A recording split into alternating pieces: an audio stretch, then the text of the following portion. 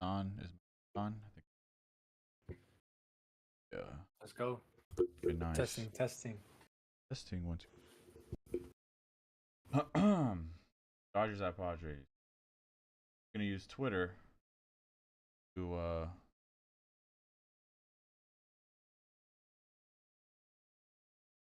try to use Twitter.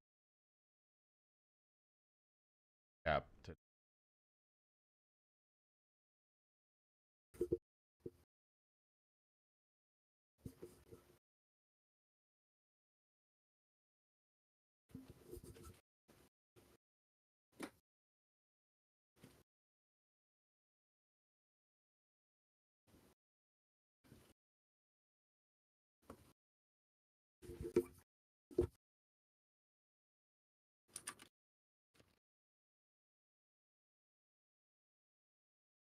San Diego's was outstanding. This was the moment I've been waiting for all postseason. To see the guys that they traded for, to see this bullpen fully intact, see how it plays out. Does it really turn into a 5-inning game to where you can bring in your bullpen weapons? And we saw tonight, that's exactly what it is. Estrada throwing that fastball in one of the nastiest splitters I've seen. Going out, striking out Muncy, getting the ground out with Will Smith. He was absolutely dominant. And like, okay, here come the horses. Here comes Jason. And this is why the moves were made for these one-run ball games. If we can have the lead going into the 6th inning, we feel like we're in a good spot to win the game. Jason Adam coming in. Killer fastball changeup combination. Pajes getting the big strikeout right there. He threw that pitch to him 2 pitches before that, and he should have got the strikeout. Pajes battled it off. Big strikeout right there. And then let's go ahead and get Tanner Scott's nasty. Let's bring in Tanner Scott into the game, who they got solely to get Shohei Ohtani out. That's the reason where you go and make a move for Tanner Scott is so that when Shohei Ohtani comes into the game, you got a left-handed weapon. Yes, Freddie Freeman goes out here and gets the I love Freddie. We got somebody else waiting in the bullpen for us. Mr. Robert through. Suarez comes in, gets the big out against one of the most clutch guys in that lineup in Teoscar Hernandez, and comes back in the 9th. Absolutely dominates. You didn't know which Suarez you're going to get today. He's had some scuffles as of late, but right here in this moment, the entire bullpen came through to seal the win for the Padres, and this gives you so much momentum moving forward to feel like you have a huge advantage going into this next game. And when you see the breakdown, this is how you line it up. Michael King, yes, he gave up the big grand slam. Pause it here.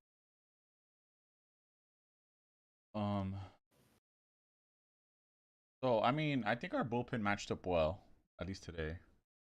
I think. Oh, for sure. I think after the grand slam was like the last run scored, and then combined bullpens, I think for 1 for 27 or something. I heard. I forget at one point. I think in the 8th or 9th. Yeah. So so yeah. I mean, it's line up well. It was literally just our starting pitching, which and then. Based off what happened at Walker Buehler, you know what? Maybe they're gonna talk about Walker. So let's see. Slam Teoscar Hernandez, but kept the game within reach with the 1-run lead. Then Estrada, Adams, Scott, Suarez. That is the strategy that they're going moving forward to try to win ball games. 12 of the 13 hits in the game came against the 2 starters. Both bullpens were outstanding. Yeah. I mean, I thought we were in for a 14-13 slugfest when it was 6-5 entering the bottom of the 3rd. That wasn't the case. Well, I think what's really interesting is we expected this, great tape, by the way, of the Padres bullpen, but we didn't expect that from the Dodgers. We didn't know exactly what they were going to do. And I remember in the moment in the game when they were interviewing, Ken Rosenthal was interviewing Dave Roberts, like the 3rd inning. You know, they interview the manager. He's like, let's see how it goes. We're not waving the white flag yet. And I thought that was so telling. And then they come back, boom, they get 5 before you know it. Right back in the game. And for their bullpen to throw the way they did tonight, the Dodgers have to win that game. And they have to win. I'll go one better for Dave Roberts to stick with Walker Buehler and for him to clean it up to the level he did and finish 5. And then the bullpen's good. The Dodgers really have to win that game. Yeah, so don't give me we're encouraged for game 4. No, that's a game they have to win. But the Padres bullpen, if there was ever a time that they showed up, they shut down a great lineup to do what they did to shut down the Dodgers because the Dodgers pitched well enough to win. So as soon as Tatis hit the home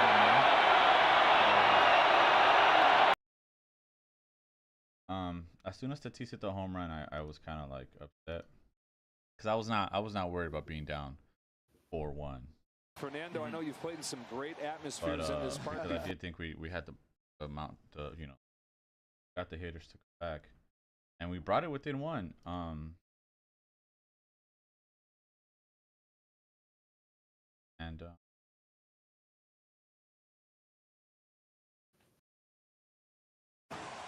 This pitch is right down the middle. He's trying to go in, and this guy's so strong right now and so locked in. We talk about Shohei Ohtani and the great year he's had. This pitch is right down the middle. He's trying to go in, and this guy's so strong right now. Just the momentum. And so locked in. We talk it was about a 2-run shot, right? Yeah, because it was 4-1. Yeah. Mm-hmm. Yeah, as soon as they took that, I was like, 5 is a lot. I think 5+ is always more than a grand slam is bad. Especially because I feel like when you hit a grand slam, it's kind of like a momentum hit, kind of fucks up the momentum. Whereas for sure. Like if you hit a grand slam, it's like, all right, well, you're back at square one. Like the scenario is always like you would try to I don't know, keep runners on base, or I don't know, because all right, pitchers are different when they have runners on base. So as soon as you hit a grand slam, it's like a fresh start for the pitcher, and it's not as hectic as prior. And the fact that that's exactly what happened, and then they fucking were down. They were down just one, and of course, how we don't. So yeah. So how do you view Walker's? Fernando, I know you've played in some great. Look, overall, Walker Buehler gave us 5 innings. That's everything we could have asked for. Obviously, it didn't seem like he was gonna go 5 innings after that first one. Yeah. Or my bad, after that second one. But I mean, that inning just chalks up to just the beauty and like the highs and lows of baseball. Because it wasn't like they were hitting the ball hard off of Walker. Walker he wasn't sharp, but he wasn't all over the place. He was throwing strikes. They weren't hitting the ball hard. There was 2 infield hits that were given up, and then the double down the line for with Freeman diving. Yeah, it's like, bruh, there's nothing you can do with those kind of hits. Obviously, Rojas thinks he can take it himself. He's got to flip it there. Yeah. But that's a Gold Glove caliber shortstop, so that's just a rarity. So that was just it wasn't looking good. Baseball momentum wise, it was just baseballing right there, dude. Yeah. But somehow, some way, everything looked like it was going the Padres' way, and then all it takes is a little walk, or I forgot how the next inning followed, or who got on base. I don't know if it was a hit or a walk, but that's all it takes, man. Get base runners on base, create some kind of action, and sure enough, you give a guy like Teo an opportunity to get you back in the ballgame in a clutch situation that he's came through multiple times throughout the season, and he did it again. It was unbelievable. But for Walker to come back, settle in, give us 3 more shutout. Left one over the plate, sent in the air to deep center field. Merrill's going back. He's at the wall. It's a grand slam and a brand new ball game. Teoscar Hernandez, the lightning strike the Dodgers needed. It's 6-5. You can tell early the first 2 at-bats, Mookie and Teoscar were taking that slider. Postseason baseball, the twists and the turns and the punches and counter punches. There's a lot of swing and miss in his bat, but if you leave one out over the plate, what did we say the power he has? A lot of power. This ball rolled into the strike zone, and being on a defensive 2-strike, trying to get the ball in the air, well, he got it in the air. for Walker to come back, throw 3 more zeros up, following that, giving his team a shot. I mean, again, that you got to flip it to the offensive side and be like, yo, like, you know, without tail swing is like, obviously we have nothing. It's like, Mookie had 2 hits, cool. Ohtani had that 1 broken bat hit, but Muncy's been a liability. Who else am I looking at here? Freddie Freeman has more hits than Muncy, and he's been on a bum ankle. Yeah. Like, obviously, Taylor's been, Will Smith. We need something from Will Smith. Lux. Yeah. You see what happens in game 1? We have our 7, 8, 9 hitters being able to get on base for Ohtani and give him opportunities. These last 2 games, shot to tie it. Exactly. These last 3 games, we have no type of production. Our 7, 8, 9 can't even get on base for Ohtani. So we need depth in that lineup. We need length in our lineup, man. After Teoscar Hernandez's home run, grand slam, the Dodgers offense went to combine 1 for 21. They didn't get a single runner in scoring position yet. Another year, the Dodgers' bets have gone silent when I'm not an umpire, but I think that's interesting play, and that changes a lot of what happened on Manny Machado getting hit on that weird angle. But that's not. No. But yeah, Joe Davis. Yeah. He explained that. He explained immediately that apparently that's heads up. That's great IQ by Manny Machado. That's what that was. Yeah.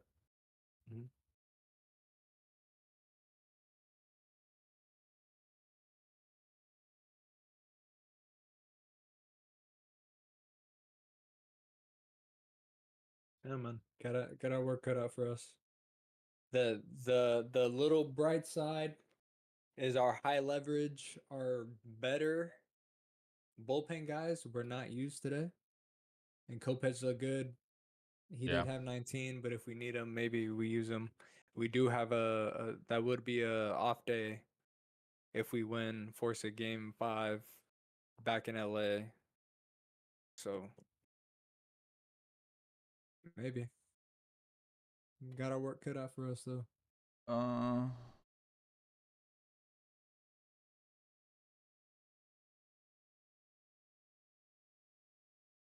Yeah, Miguel Rojas looked like he was struggling to walk. Put Tommy in a shortstop, but the guy with the career. Move them up in the lineup, move Smith and Muncy down, and actually attempt to put your best lineup. They got the grand slam. The Dodgers have scored 3 runs over the last 20 innings. You could build a time machine and bring up Brian Barry Bonds and Ted Williams and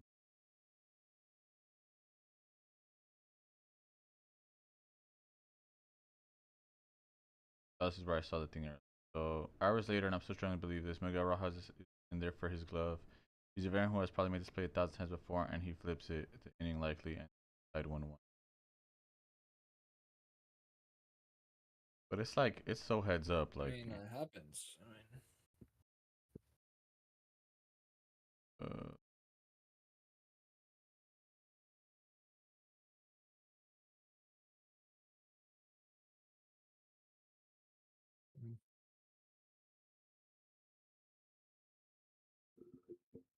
angle.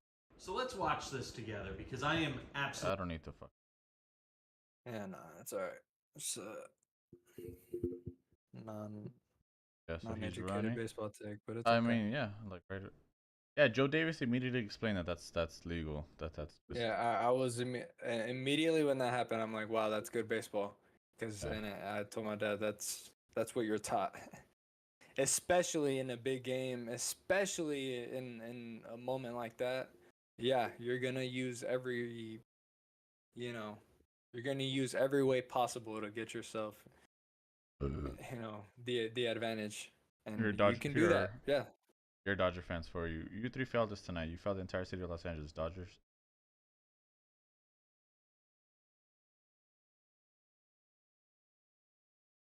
Butter. Like fools love hating Dodgers. Fools love being Dodger fans and then hating. Crazy.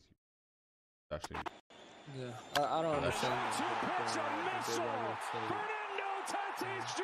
pitch a missile. Fernando Tatis Jr. Electric. actually a pretty sick angle. On an 0-2 pitch, a missile. Fernando Tatis. And you got to tip your cap to San Diego, dog. That atmosphere. I get it. It's their World Series because we're going against the Dodgers. I get it.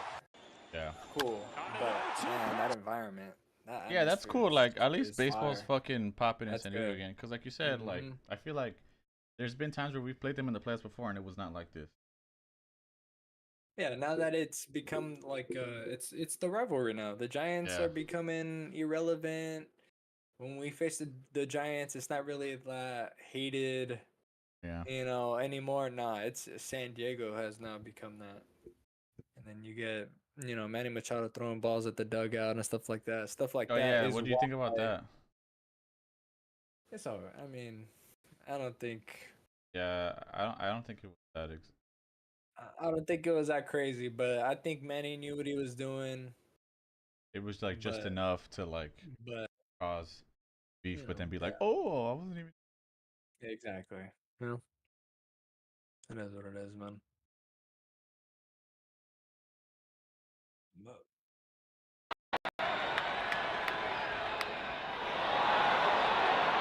Yeah, he knew it.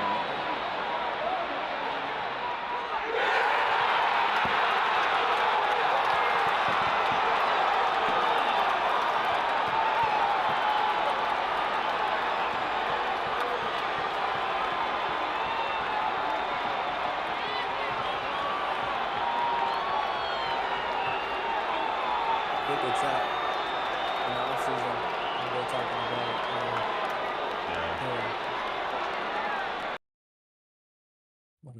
What an unbelievable job he's done, man. Maybe we should talk about Tatis. Crazy.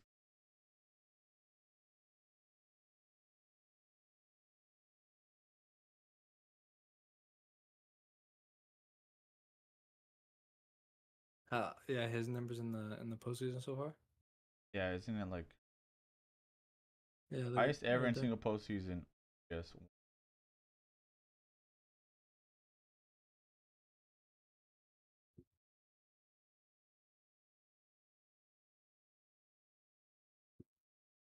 Hey, he's hot. It's not no other way to put it.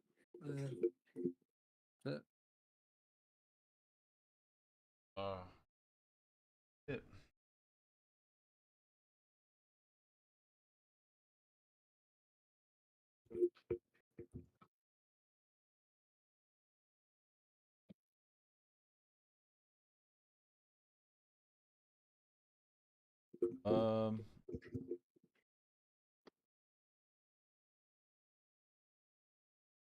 Over Thursday night, Buccaneers Falcons.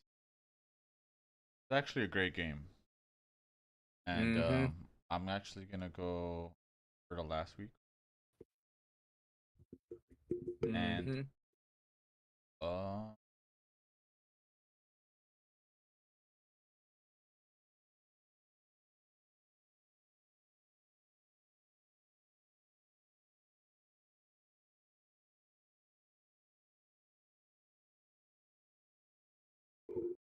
Falcons are now the NFC South. I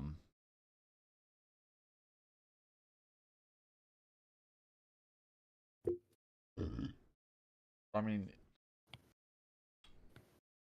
the Atlanta Falcons played the Steelers first. Defense has now, I think, hasn't been as good as they once were. Well, they're hurt. Yeah. I mean, yeah, they're hurt, but I'm just saying in the context of like the fact that they had to play the Steelers first when it was Kirk's first game back from being hurt, and then also, yeah, definitely not the most ideal matchup. Yeah. So I mean, there's a world if you switch the, let's just say they open the season playing the fucking Bucks and play the Steelers on Thursday, maybe they're only have one loss. I mean, a couple calls go their way on this Chiefs game, they could be undefeated. So because I mean I feel like we're week 5, so I feel like we can kind of have a good. We now have like I think a good enough sample size to know who's fucking bullshitting and who's actually a good team. Yeah. So I'm actually very impressed with the Falcons. Although I was rooting for the Buccaneers, and the Buccaneers, I mean, they kind of fucking blew it. I think Todd Bowles also timeouts. But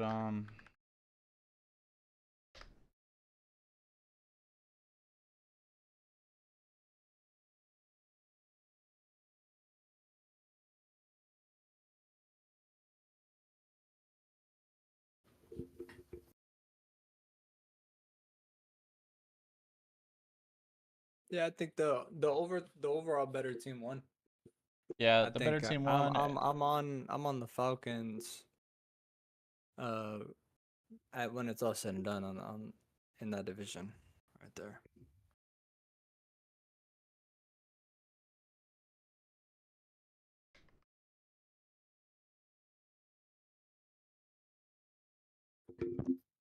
I mean, it's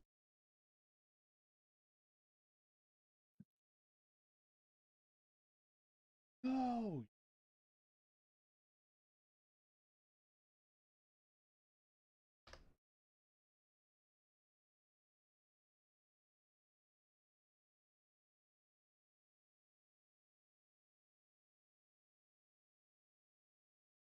They are the favorite.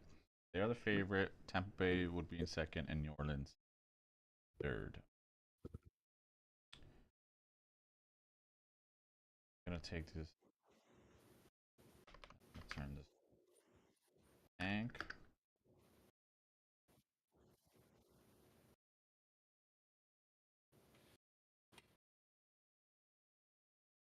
But it should tank. Because tank would be cross off. Like we just know that team's out of it. Oh, okay. Okay, fine.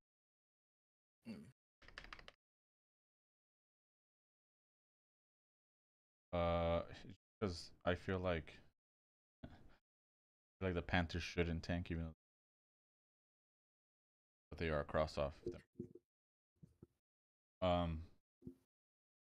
Yeah. Wait, why, they shouldn't tank? What do you mean? They Not absolutely shouldn't tank, but like I mean, because they're in win now mode. Like they already have the first round pick. No, they're pick. not. I mean, they're do they have their pick? Well, they have their pick this year, huh? I guess last year was. But yeah, I mean, they should do is trade. Probably. Yeah. Anyway, Falcons. Like we were saying, Falcons. I think they were in Frisky last week. I think we're gonna put them in play. I don't want to say no doubt. I feel like they're one bad injury from being fucked. I mean, all these teams are one bad injury from. Like at the end of the day, it's the NFC South. Nobody is no doubters in the NFC South. And this will tell you that Vegas also doesn't. They're only -150. I think by Thanksgiving we'll know who wins this division. Yeah, I mean last year it went down literally to. Yeah, I don't think it'll be like that this year. Yeah, same. Honestly. Yeah. Yeah, so them and then I'm gonna put Bucks would have to be Frisky then. I mean, or fun. But I feel like they could also be. Yeah, I mean, okay. They could be. They're good though. I feel like they could also Mayfield be the has played well. I mean, no, but if they get healthy, if they get healthy, but until then, they can stay in fun. But again, they don't have a secondary right now. They're banged up. 1, 2, 3, 4, 5, 6, 7. So your Cowboys are in 7th, and the Bucks are in. Out of these teams, Cowboys up. I mean, exactly. We can't even do that. That makes it too complicated because then we're talking about the Bears. No. Yeah, but I feel like if I had to pick between the Bears, if I had to pick between, let's say from 5 to 10. I think if I had to rearrange this the way I see fit, I would put I think They have the Vikings and the Lions in their own division. There's no way they're losing 4 games in there right there. They're not beating the Lions or the Vikings. That's 4 not the losses. Bears. I'm saying the Buccaneers. I'm saying if the Buccaneers, if I think they're still gonna make the playoffs, you know. Yeah, they can still make the playoffs. Fun can still be playoffs. I'm just saying right now. Week 5. Good. Week 5. Yeah, week 5. Yeah, I'm saying I think that they're that good still. I think that I still think that they make the playoffs. I think because it was an overtime thriller where they had some guy caught a ball and then didn't get tackled. I mean the Bucs easily could have won the game also. I kind of want to put them next to each other. Yeah, I mean they're both the same record. Yeah, that's fine. But yeah, I mean the Bucs are the Bucs. Honestly, here let's. Fucker though. Their defense needs to step up. I don't know. I get that there's been injuries, but even then though, like strategically, I don't think you should be. I mean they did good here, but like the Broncos beat them, put 26 on them. They did good against the Lions, and then. I mean I don't know. Yeah, just no consistency. There's not consistent. I mean if anything that'll probably be the Achilles. I mean, but I guess I'm just salty because they lost to the Broncos. I don't think their injuries on the secondary are like season ending. So when they do get healthy, I mean, they should be a good football. That's a good team over there for sure. And then I guess the Eagles didn't release Devin White, the fucking legendary linebacker for the Bucs. Goes back to Todd Bowles. He should. Why not?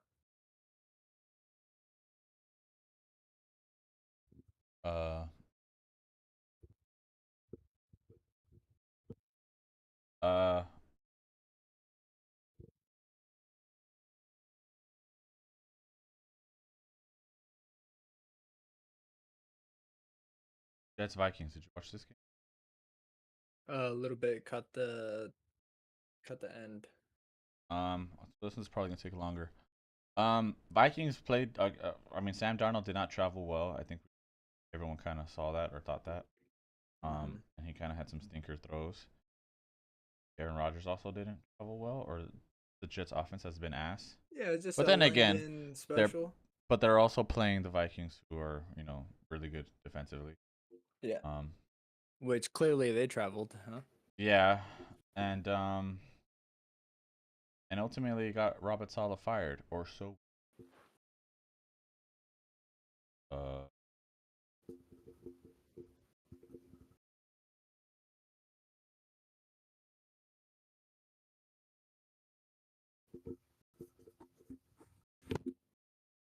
Take that Robert Saleh, the Jets head coach, has been fired. I'll get you more details as they come in, but yes, Robert Saleh, again, the New York Jets head coach, fired. Obviously, they had a tough loss across the pond against the Bills at 2-3 record. Stephen A., your reaction? Oh, roll the tape. Shannon, didn't I say about a week or 2 weeks ago? I don't know if he's going to make it through the season. Yeah, I was pretty shocked today when I saw that. Look me too. At how the defense, first of all, the defense was obviously good, but there were times when we saw they were struggling a little bit, and then Robert Saleh seemed to have no control over the team itself. The offense was being run by Aaron Rodgers. You had Nathaniel Hackett there. You heard opposing coaches. You heard people on our network and various other stations and radio and beyond. Everybody that knows anything about football was talking about how pedestrian the Jets were, particularly offensively, how they were bereft of the kind of leadership that you need in order for this team to be what only Stephen A. would use a word like that, man. And then you saw the relationship with him and Aaron Rodgers on the sidelines and people speculating about that. The coach says one thing, Aaron Rodgers says another. Me. You just said to yourself, wait a minute, something is not right with this picture. Something has to be done. And sure enough, you saw what happened. I'm not happy for him. I'm never happy to see somebody get fired. But I'm not gonna lie, this doesn't surprise me one bit. It doesn't surprise me, but I'm wondering what they think this fixes. And this is a reflection on the Jets to me more than it's a reflection on Robert Saleh. They brought in Aaron Rodgers and they essentially undercut all of Robert Saleh's authority. So yeah, he got fired, but he got fired because you guys left him out there hanging. I'm not saying he's some great coach, but he had no chance in this situation. And there's nothing about what's happening on the field to me that suggests that it's going to get better now that they got rid of Robert Saleh. But they must think that they have an opportunity to save the season, Shannon, right? Obviously, they wouldn't have done it right now. Molly, before I address that, Stephen A., I got to push back on you. Robert Saleh didn't lose the team. Aaron Rodgers undercut this man by not coming to mandatory minicamp. And we heard the mumbles. We heard people outside saying how that looked. Because mandatory, well, I think they just stick then they put that word mandatory. Mandatory has always meant the same thing, Fox. You know what mandatory means. They have one of those where you are required. The others are voluntary. We know what voluntary means. We know what mandatory means. The moment that Aaron Rodgers did that, Robert Saleh had no control because the guys are looking at him. This guy's supposed to be our leader. This is the guy that we're supposed to count on. Hold on, you mean to tell me? Because I don't want to hear nothing about Nathaniel Hackett because you never gave Mike McCarthy the credit. You like Aaron Rodgers is winning these games in spite of McCarthy, and you gave a little credit. So, boy, this is a bad look on Aaron Rodgers. He doesn't realize how bad this looked. Can you imagine Tom Brady later in his career getting a coach fired? Can you imagine Peyton Manning later in his career, a coach getting fired on his watch? Your guy, Stephen A., that bad man has become more problems than he's worth.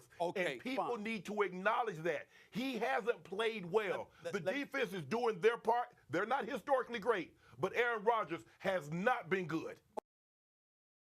I saw a tweet. I think like the Oh, okay, yeah, and then he was like escorted out of the building. Yeah, all those. Was escorted out of the building by the referee? Yeah. You know that they fired him and he like threw a fucking fit and was probably talking mash. And they were like, had to get security. Like, this motherfucker is jacked. Yeah. Bald head. Bald. He's a bald. Yeah, he's like, he's. No way he took that. I'm at least I'm hoping that's what happened. It's fucked up if they like escorted him out just out of precaution like that. Then that's more. That's. Well, see if any of these have what I've seen on Twitter as well. That. Oh yeah. There you go. It's on the side right there. Robert Saleh removes play calling duties to Nathaniel Hackett. Oh yeah. Okay. So thank you. That's so seeing that too was. Yeah, it was nuts. He wanted to demote him, and once they found that out, 5 minutes later, he's gone. Yeah, like, so that's what makes you feel like it was. Oh yes. I don't know anybody who doesn't think that Rodgers has something to do with this. No. Rodgers' girlfriend was out as play caller in the window. It's just like. No. I would be shocked. I would be shocked if they're playing better after this. And honestly, this literally does nothing. I'm happy for Saleh because he doesn't have to coach the Jets anymore. I feel like he'll end up somewhere else. He'll end up somewhere better. He'll end up as a defensive coordinator. Yeah, he'll be a DC somewhere, and he'll get a shot again in a few years. You know what I mean? Don't matter. The motherfucker's young anyway. But I saw something about like. How good his defense only allowed like 3 touchdowns days or 3 days.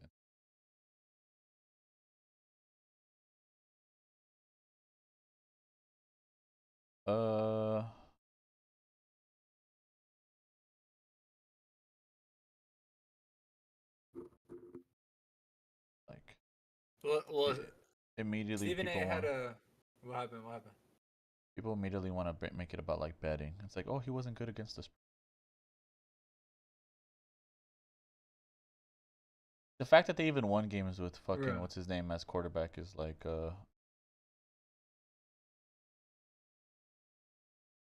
with Zach Wilson. With Zach Wilson, like last year they They were winning weird games.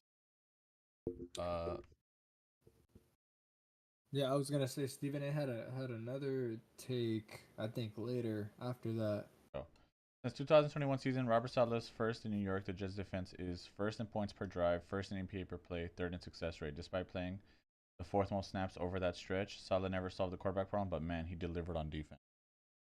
No, wait. This is perfect. That you wait. Jets perfect, defense allowed 1 touchdown in the past 3 weeks. Robert Saleh got fired. Perfect. You brought that up. Because, like I was going to say, Stephen A. said, let's think about this for a second. Take a step back. He said they appointed, this is when they announced the interim head coach would be the DC being elevated, right?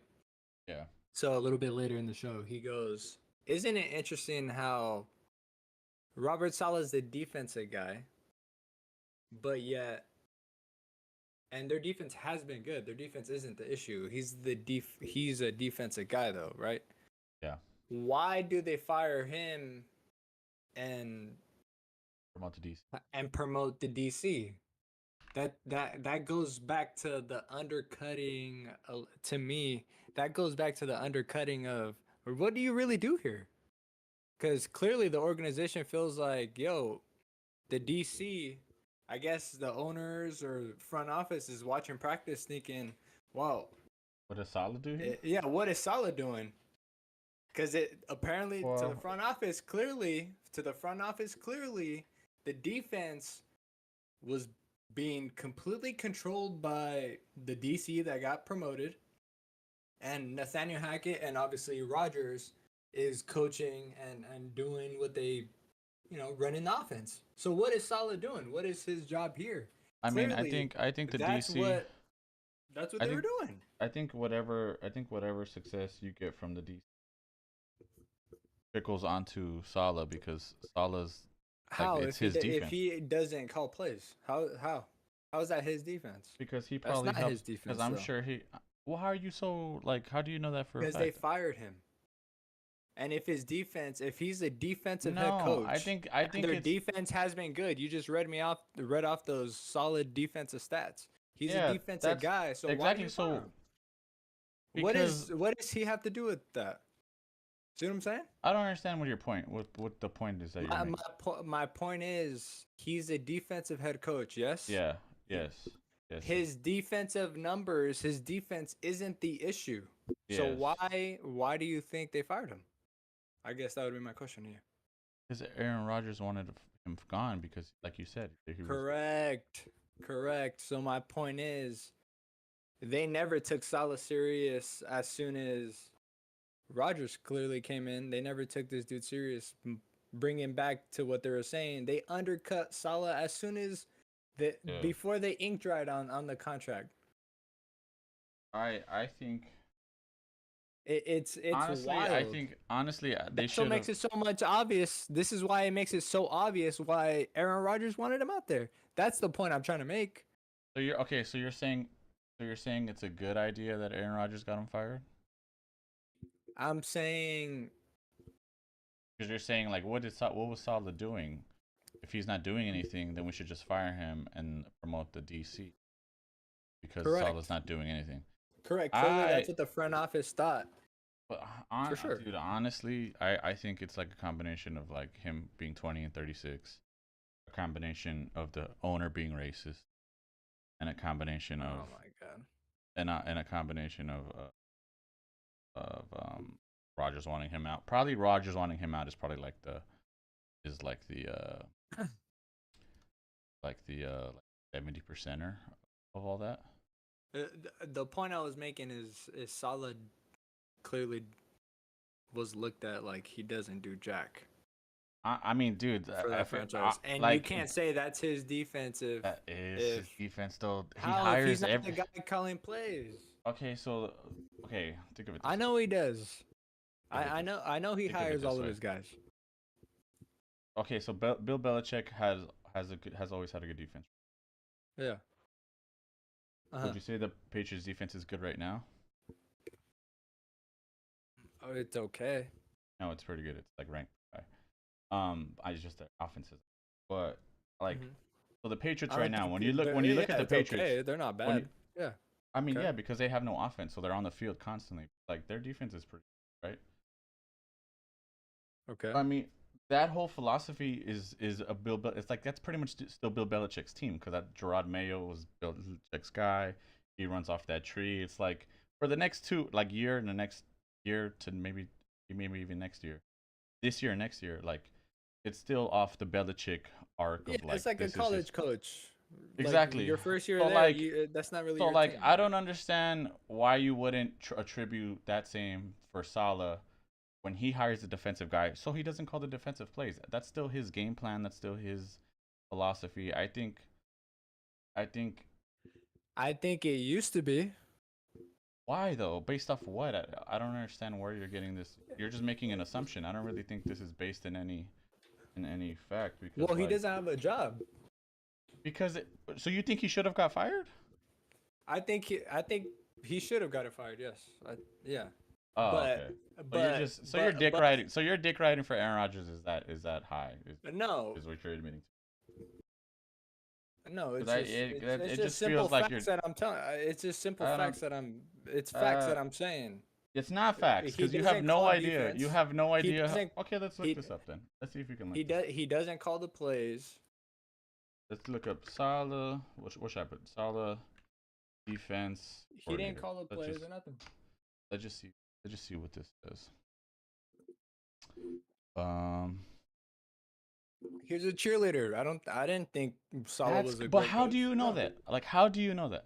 I just don't understand how you know. Like, if you can point to me like an article or something where it's like, it's known that Saleh's just a cheerleader. Like the defense is all the defensive coordinator. Like, watch the games, dog. He has no Denny's and Andy Reid play sheet in front of him. No, he's always has his hands crossed, smacking his players on the cheeks, just like Jason Garrett was doing. Same thing, dude. Dude. Yes, it is. No, and it's not. You're talking Jason about Garrett literally has nothing. Like, what was he, like a special teams coordinator? Like what was Jason Garrett gonna do? Pretty sure he was the OC, but he didn't call plays. Was he an OC? I don't remember. I don't even know what he was. He literally was a cheerleader. I don't remember.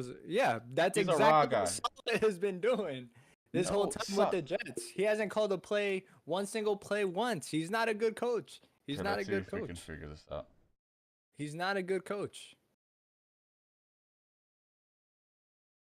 And I'm not glazing Rodgers either because I think he has everything to do with this as well. But I'm also on the side of this does nothing to the team. I also don't think they're going to win the Super Bowl now.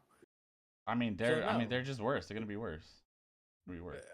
But to say that, but has after I read to you the fact that Saleh still wasn't a good coach. You can't prove otherwise. He's never had good quarterback play. That's not. We're just talking about the defense here. We're just talking about the defense. Like, sure, the offense sucked, and I'll blame him last year for going forward with Zach Wilson. He should have not gone forward with Zach Wilson. Like last year, it was a complete mystery to me. I don't understand. I don't think he had a choice though.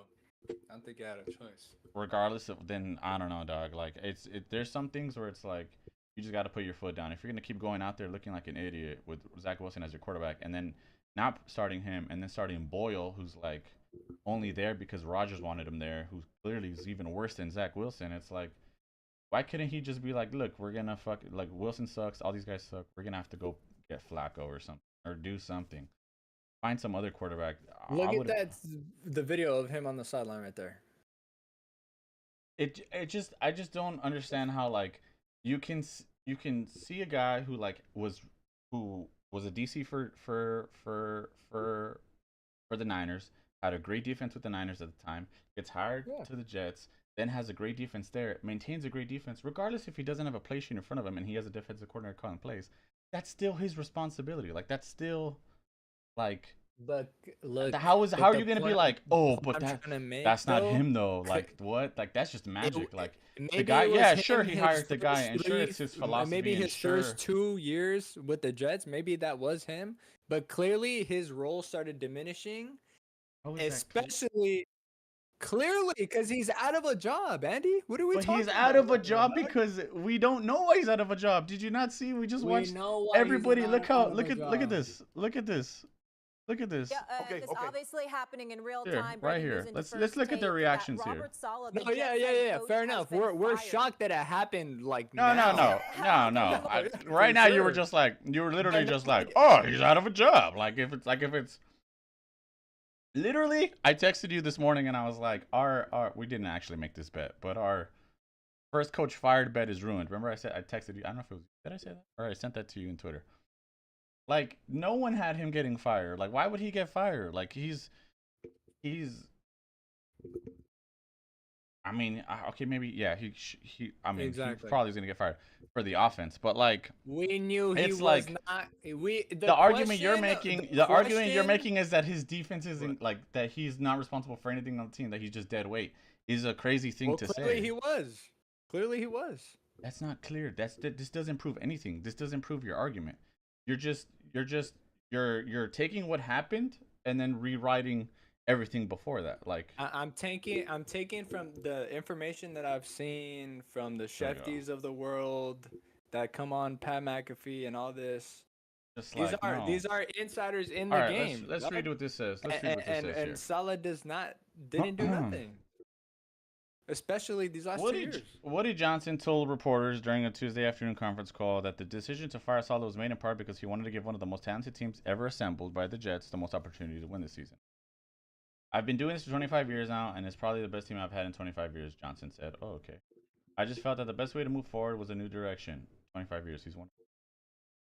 Taking Jeff Ulbrich and making him the interim coach, I thought it would be the most of the team and give us the best chance that all we have going to the playoffs.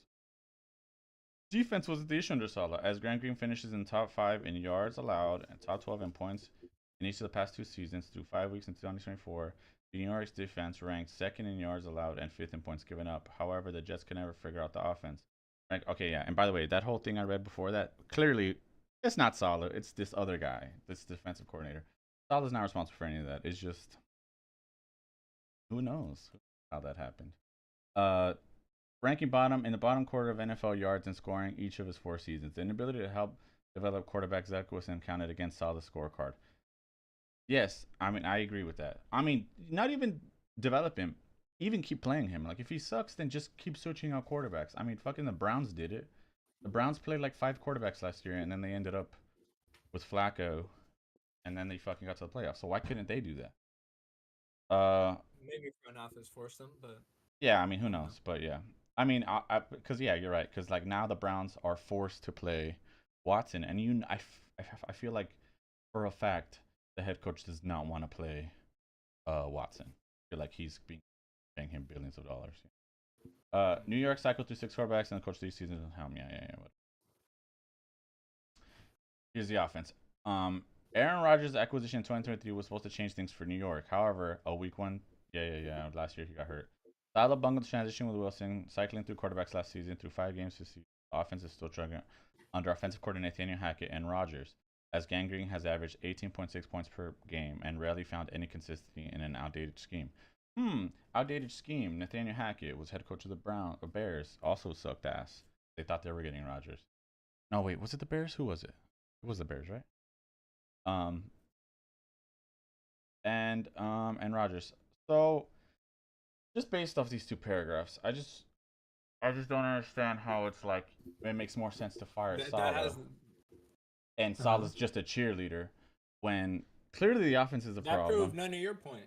Either. How does it prove none of my point? It just this thing's telling you that the defense is playing good. Saleh's the defensive coordinator or defensive coach. Like, come on, like that's just apples to apples. You know what I mean?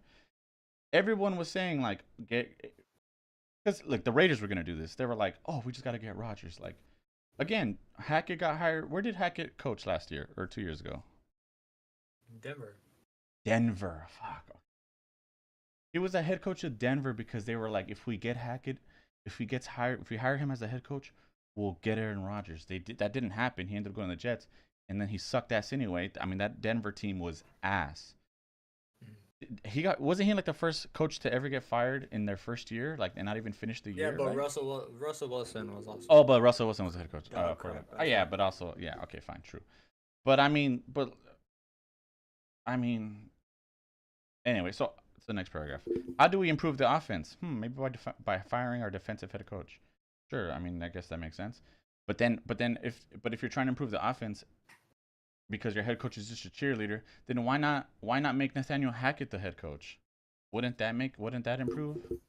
Since Salah's just a cheerleader, I don't understand why you would bring the defensive coordinator as the head coach. That's just Salah's mini-me. They think the mini-me is better and has been doing more for the team. I mean, they though? Than Salah. Do they though? This is just speculation. I don't think that's true. All right. I mean, I'm just saying, like, point to me. Speculation and point to me where that says it. To the truth. Just put how you need. I just need someone to tell. That's what they did, Andy. I just need to. I just need to know.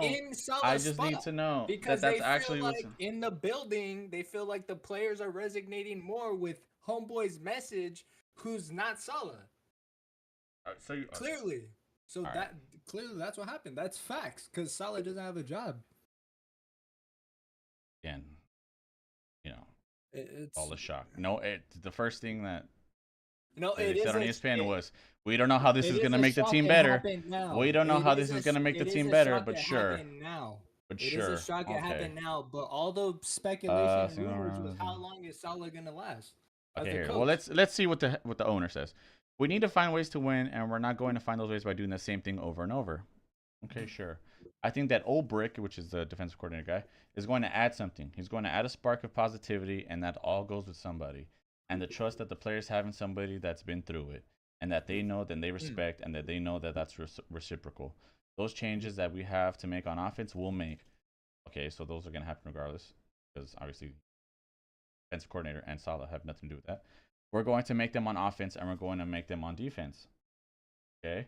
We're going to try and get better. This is an opportunity for all of us. That's why I decided to do that today. While Rodgers and Salah and Rodgers said the right things, the relationship never seemed settled. An odd disagreement about the quarterback's cadence becoming a storyline, and last week underscored the seemingly disconnect between coach and quarterback. Traeger, however, was told Rodgers did not have a significant role in the decision to fire Salah. Oh, okay, yeah. The much maligned Hackett currently remains on the team coaching staff, and John has to assess. Oh, here we go. We're going to make changes. Changes are due, Johnson said, declining to specifically mention Hackett in his response. We know where we're weak and where we're strong, and so do you, and you can see it every week. We are going to make the changes that enable us to give these fabulous players on both. We know that we have to make some improvements and changes here. Offense certainly has been a challenge. More than sure. Ulbrich will be focusing on. Okay, during his introductory conference call as interim head coach on Tuesday, Ulbrich said there will be no changes in titles among the offensive staff, but they will take a deep dive into everything. Sitting at 2-3 in the struggling AFC East, there's time for the just to turn things around. Salah simply won't be the man flying the plane.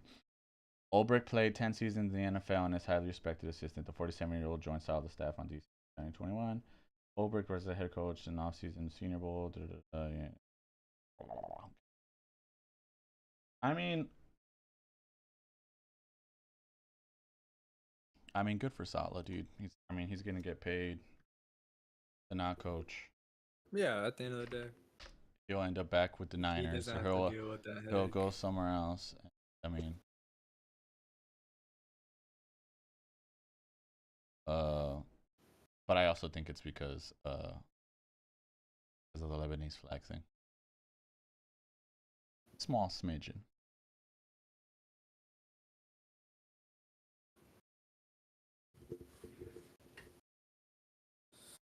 Has Rodgers been on McAfee yet to talk about this? No, normally he's on Tuesdays, but not today.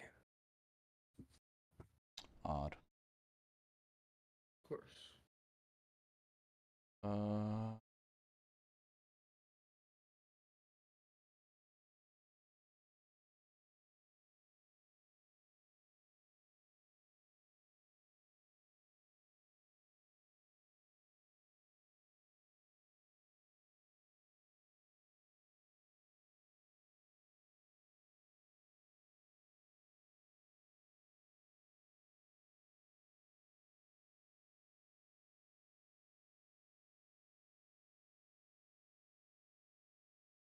But that's not even the best part about all of this. The best part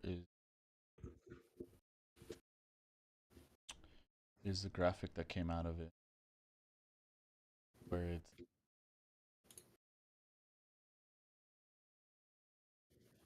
find it.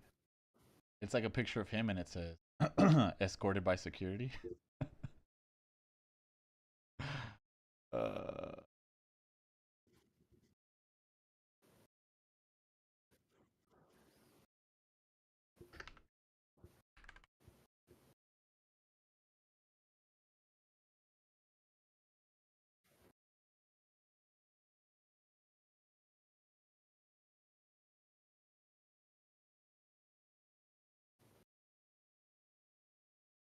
I mean, actually, a lot of people are reporting about the whole Lebanon thing. I don't think it's that big of a deal, to be honest.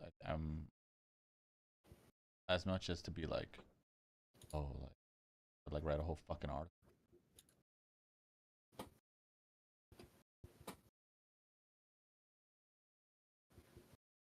All right, well.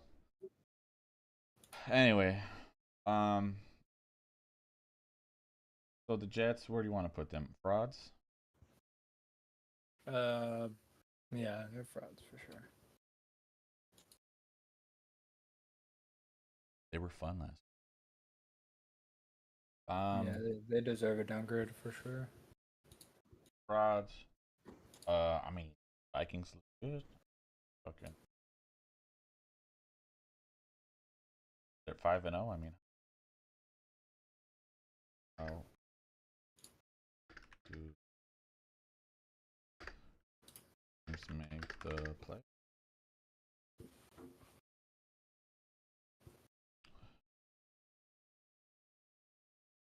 Well, 91% of teams make the playoffs. 5-1. Very nicely. I just want to see who they're playing next. Well, they got the Lions this Sunday morning game. No, they don't. The Cowboys have the Lions this week. Really? Oh, they must have a bye week then. Yeah.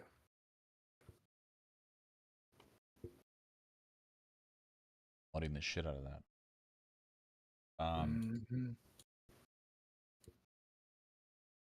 Panthers Bears. See, Panthers cross off. Bears look pretty good. I mean, fuck. I mean, your offense is playing pretty shitty and such and such. DJ Moore caught a touchdown against them. The defense looked good as it's been looking. Actually, kind of excited for the Bears. Against the Panthers. Yeah, but I mean, it's a get right game. You know, let's look at the final score here. Hopefully they use it. 36-10. You know, I think you always want to use a shitty team to get right against, right? And yeah, especially for Caleb Williams. Especially for Caleb Williams. So I mean, yeah, good for him. Like, hopefully that carries into the next week. So we'll put them in Frisky. Yeah, they're Frisky.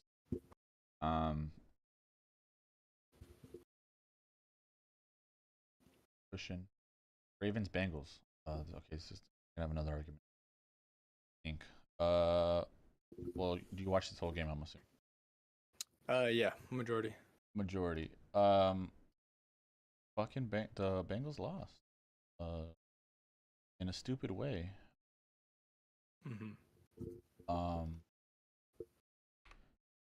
Should have won. Zach Taylor is an idiot. Yeah. That's my takeaway from this game. But I mean, it was fun. Fucking Ravens Bengals It was a phenomenal game. Hell yeah. They both played fucking great, and fucking, I mean, Joe Burrows looked good. I mean, granted, he did have like 2 or 3 where it was just like a 5-yard slant to Jamar to chase, and then he just took it like 80 yards. So I was like, okay, well, that was kind of easy. But for the most part, I mean, fuck.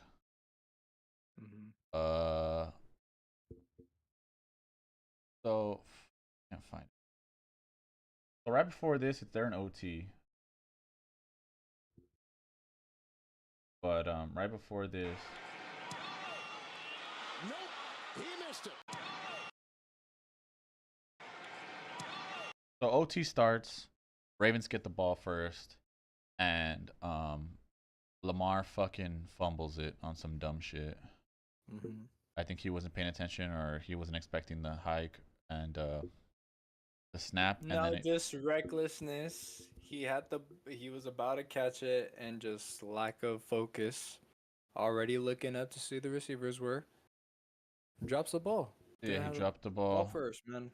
I kind of remember he was like calling something. I don't think he was like, but regardless of however you want to call it, I'm down for whatever, however you want to call it. Sure. So then he fumbles it. He doesn't land on it, right? The Bengals land on it. And then Zach Taylor fucking calls 3 run plays. Pass. Oh, sorry, 3 pass plays. Because he should have called 3 run plays. Yeah, he should have called 3 run plays. I'm sorry, you're right. And then he and they fucking, what did they all? So 4th and 7, I think they only got one catch there, and they kick a field goal, and the snap is fucked. It's like right in the, you can.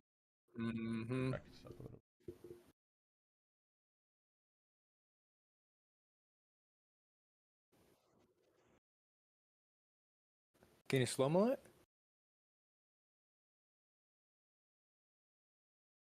Actually, the snap's not too bad. I'm kind of. No, there's a close-up. There's a close-up of. Yeah. The snap was messed up. And when he tries to put it down, he fucking.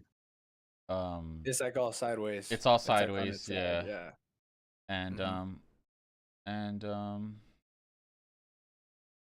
and yeah, so then that's why the kick is fucked, and they missed the kick.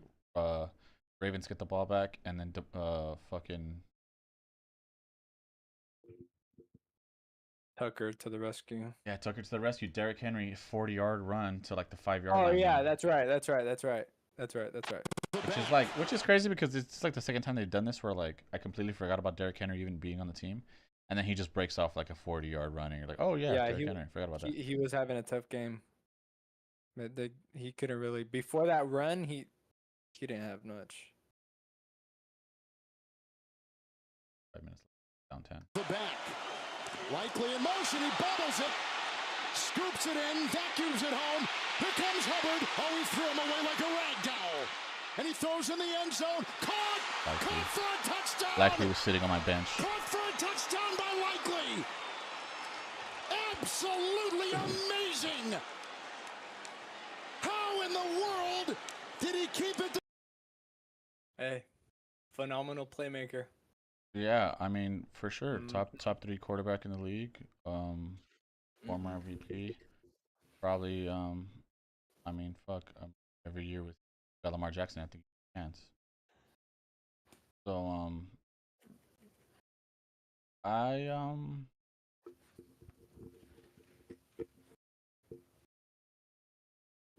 I'm very excited for the good in order.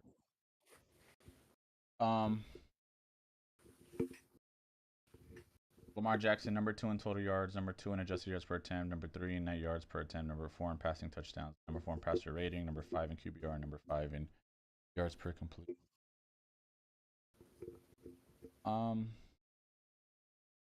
Yeah, I mean,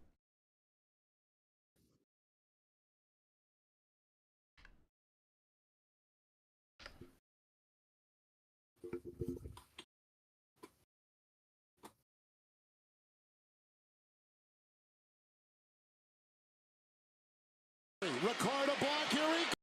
It's a 1st and 10. Here comes Henry. Ricardo block, here he goes. Rocketing down the sideline. Breaks a tackle. Down to the 5. Galloping 51 yards. It's a 1st and 10. Here comes Henry. Big to move. What can you do?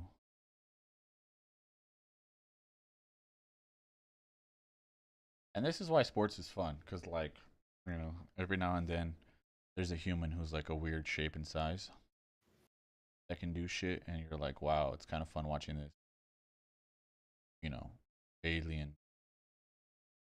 They farm motherfuckers into oblivion while running like 20 miles per hour.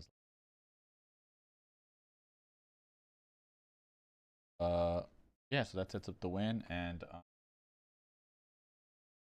let's look at the standing. The Bengals are dead last in the conference. They rank 16th. Let's see. The 7th rank is 2-2, which is the Chargers, so they're only 1 game back technically of 2 games back. So when it comes to the Ravens, I think we can put them in Super Bowl. I don't know where we want to put them, but last week we had them. No doubt. Last week we had them in Super Bowl. Who did they beat last week?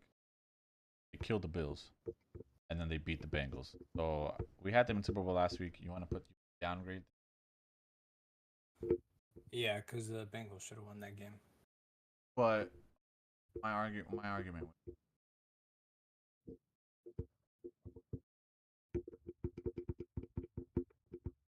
No. True. Honestly, last week I didn't think they deserved to be in Super Bowl, but I mean, who's gonna beat them in the AFC? There's the Chiefs, who's also. I think Houston's shaky. If the Bengals played the Ravens like 5 times, the Bengals they probably like 3-2 each, either way. Hey, yeah, so like 50. So, but I mean, I don't think they're that. I don't think the Ravens are. I can't say that to the Chiefs. Ravens. I think the Chiefs win that 4-1. I think probably every time. You already watched it. Likely at a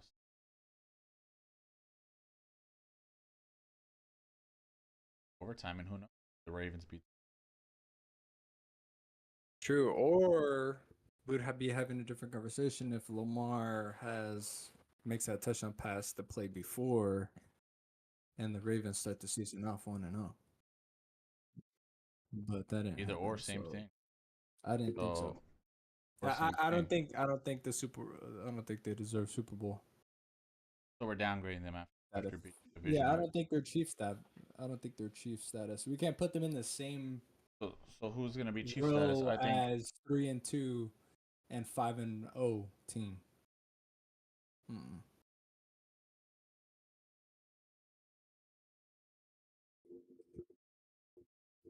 Yeah.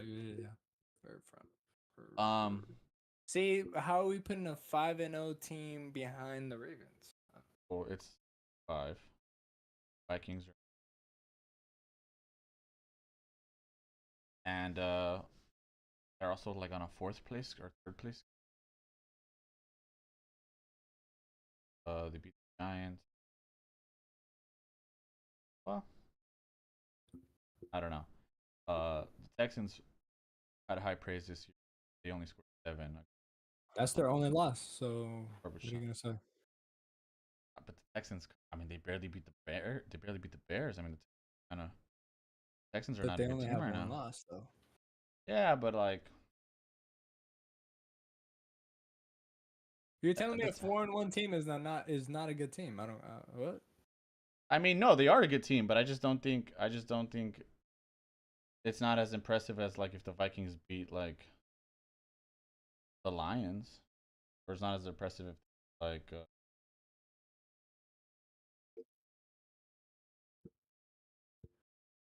Have you watched Texans games? I mean, the Texans they have a lot of holes, and they're squeaking these games out. The Texans had to barely beat the Jags. I mean, it's literally just Stroud. Stroud is carrying them. He's hard carrying them right now. 13-19 to the Bears. 29-27 to the Colts. They lost to the Vikings, and then fucking late game magic against the Jags, and then the Bills almost beat them. It's just fucking McDermott kind of fucked up on the timeouts towards the end of this game. So like, The Texans are I mean they're 4-1, but they're like a shaky 4-1. I mean I kind of need them to like be better, you know, because I like the Texans. I want the Texans. No, for sure, but I don't think anyone in the league is So like that much better than everyone though. Because look how besides the Chiefs, I just think Andy Reid, and all like the we can't injuries go that they based have, off and they wins and still losses. I mean we can, but not as much as you want to. You know I get that. That's why I'm cool with the Ravens still being no doubters. I'm not saying they're trash. But you were like, how can we put them in front of a 5-0 Vikings? That we I think the Vikings have looked better through the first 5 weeks of the season. That's what I'm saying. How do you deny that? Yeah. Feel what I'm saying? I guess it's just that if I had like I just think it's not just because they're 5-0. It's just their defense has been flying around. Darnold's the story been of the season has been Flores. It's their defense. It's their defense. It's Flores. So it's been impressive. But I think Sam Darnold. I mean, are you all in on Sam Darnold? I'm like 90% there. I'm all out. I've been out. I think I'm pretty in on Sam Darnold. He's 5-0. Been playing pretty well. He's had pretty bad games, and they kind of like almost lost to the Jets. I think he's like a game or two away after this past London game. He's a game or two away from becoming the Sam Darnold that we know. Yeah, he's like, So then that's why it's like, okay, so. But you're telling me. So you're telling me the first 5 weeks. This is my. Yeah, and based off the first 5 weeks, you think who's trending more up and who would you I think the Vikings are still better than the Ravens. If the Ravens and Vikings played each other this Sunday, the Ravens or the Vikings would win. Because I promise you, Lamar doesn't know what he's doing against Brian Flores. I couldn't say that for sure. Yeah, see, but the difference there is that like Lamar can extend plays. So even if he doesn't know what's going on, or even if if you're trying to say that he doesn't like pre-snap, he's going to be more confused. Brock Purdy would be, or Jordan Love would be, or Aaron Rodgers for that matter. Or CJ Stroud.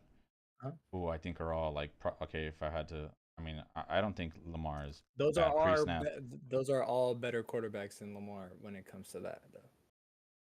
Yeah, I mean, I wouldn't say by a lot because it's not like Lamar can't read coverages. Sure, fine. You want to say that quarterbacks have better cerebrally? Fine, but it's not like Lamar doesn't know what coverages and shit. Yeah, I don't.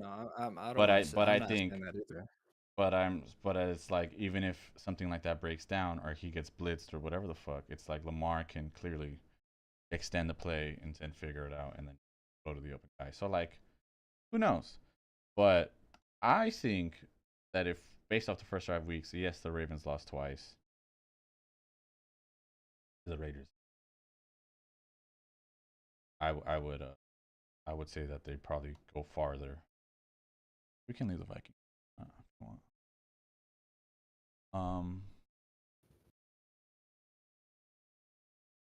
Ravens, Bengals, Bills, Texans. That's the next one. Texans, we had them in doubters, and Bills, we have them in playoffs ? I still like Bills for playoffs ? Texans. Yeah, it's same thing. I think everything stays the same. Yeah. But I mean the offensive coordinator last year was pretty good. This year, Bobby Slowick, he's kind of dropping the ball a little bit. They're like getting less creative, and he needs to kind of figure out because a lot of what's going on is just CJ Stroud throwing them into the games or throwing them into a comeback or making great throws or buying time and correct play each time. And I think relying on that too much is like after a while shit's not going to go. And yeah. Joe Mixon getting hurt though. Yeah, they have like no running game, and it's like ever since that, exactly what you're saying right now. Like, but I think they have no creativity. Did he even play? Which I don't know. I don't know if how does one player have that much like, like impact in your offense? You can't like you. I don't think that adds up.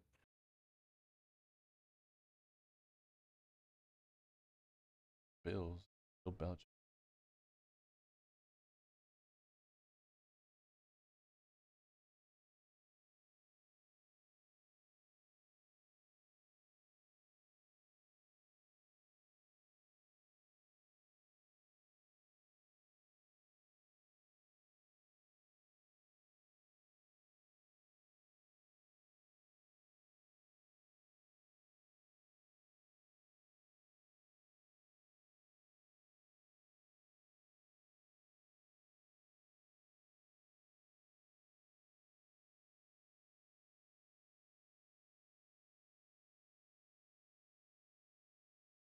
The Bills somehow lost this game in regulation. So it's 2020, 32 seconds left. I think they throw 3 times. Or they throw a few times. I don't remember what the sequence.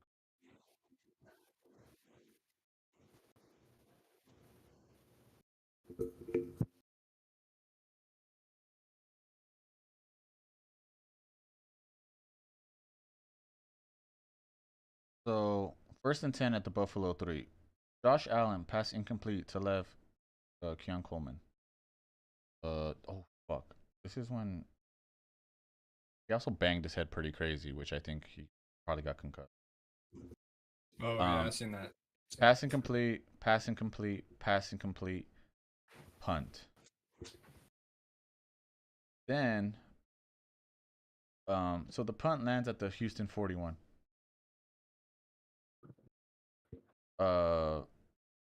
And Robert Woods returns it to the Buffalo 46. So 13-yard return. Then Stroud throws a 5-yard pass to Ogunbowale to the Buffalo 41 for 5 yards. Then Fairborn kicks a 59-yarder and they win the game. So this is just terrible coaching. And you could, because you're assuming you would at least go to freaking halftime, to overtime. And yeah, that's pretty much the game there. Yeah. Need I say more? Yeah, playoffs. I still think, but yeah, their defense is the middle of their defense. Mixon did play, dude.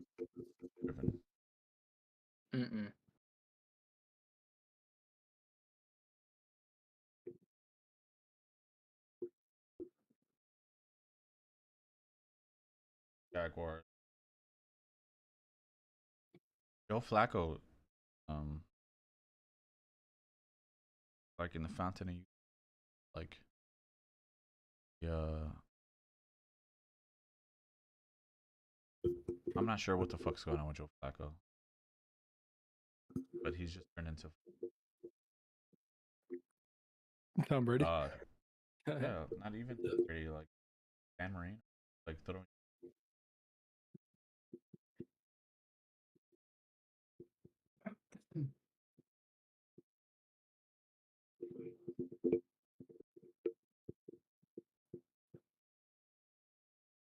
And Colts defense is just terrible. 65-yard touchdown. Joe Flacco passed deep left. Antonio Pierce for 46 yards. Touchdown. The official review runner broke. But he just was throwing bombs. Like 359 yards and 3 touchdowns. Like that's. You gotta win that game. But I mean, their defense isn't good enough, and it was Lawrence's birthday, and he decided to play well. That was. Yeah, he decided to treat himself. Hey, good for him. Yeah. Let me play good for this one day. Doug Peterson should.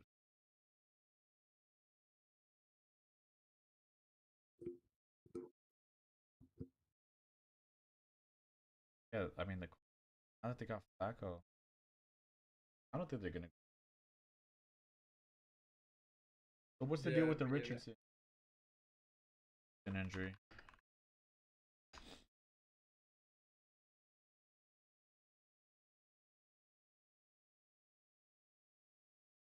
But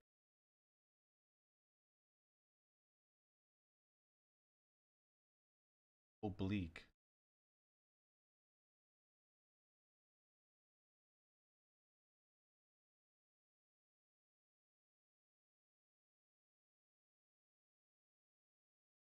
Maybe front office head coach Shane Steichen. Steichen. Maybe they're gonna let Steichen hide back on. Wait, what? Because so they're saying it's a leak injury for Richardson. They're playing this well. Flacco, maybe Russell Wilson let Richardson hurt for a few games, and if I don't know, or 2-3, I mean, and you win the next 3 games with Flacco as your quarterback, back in it, you know.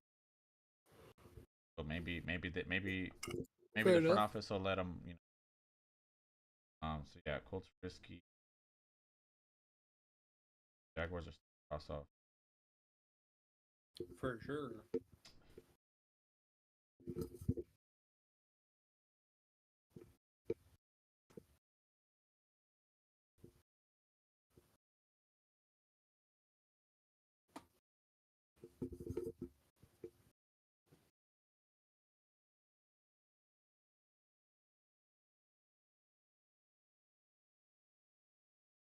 Dolphins Patriots game. I tried not to watch. I don't know why the Reds.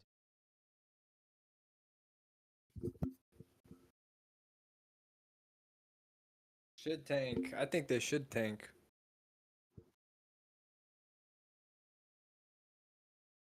Yeah. They're still trying to win games. Rod Mayo's first, but it's dumb because now so they announced Drake May's gonna start against the Texans. That's stupid. He should have started against the fucking Dolphins. The Texans got a good D line. Like, what is the purpose? Yeah. Browns Commanders. I mean, hats off to the Commanders. Another week of excellent. I love it. I'm happy. I'm proud for the Browns. Proud for Dan Quinn. Fucking. I think they're gonna make. Hell yeah. Yeah. Shout out to G. Almost Raider. Always have a. Maybe you guys can package that up in that Devontae deal.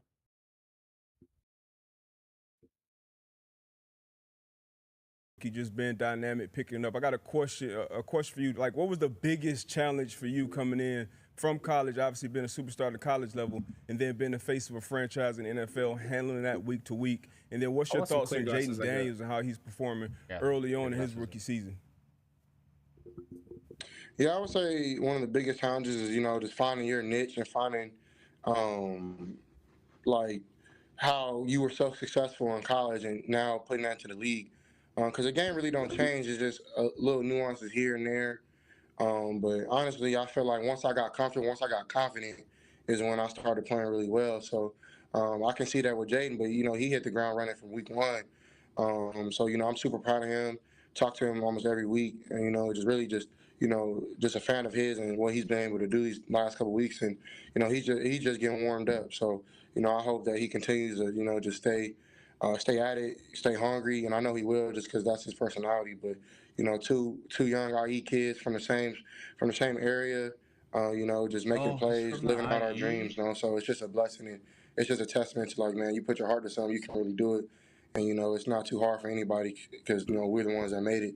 And we come from really similar situations. So, I'm just super proud of him, root him on every week, and, really hope that, people see his value. Because, last year I feel like since I was a rookie, people just kept throwing the rookie tag on me like, nah, I think one of y'all just said it like, no, it's just good quarterback play. Yeah. Point blank, period. So I hope people can see that. That's hard. I like that.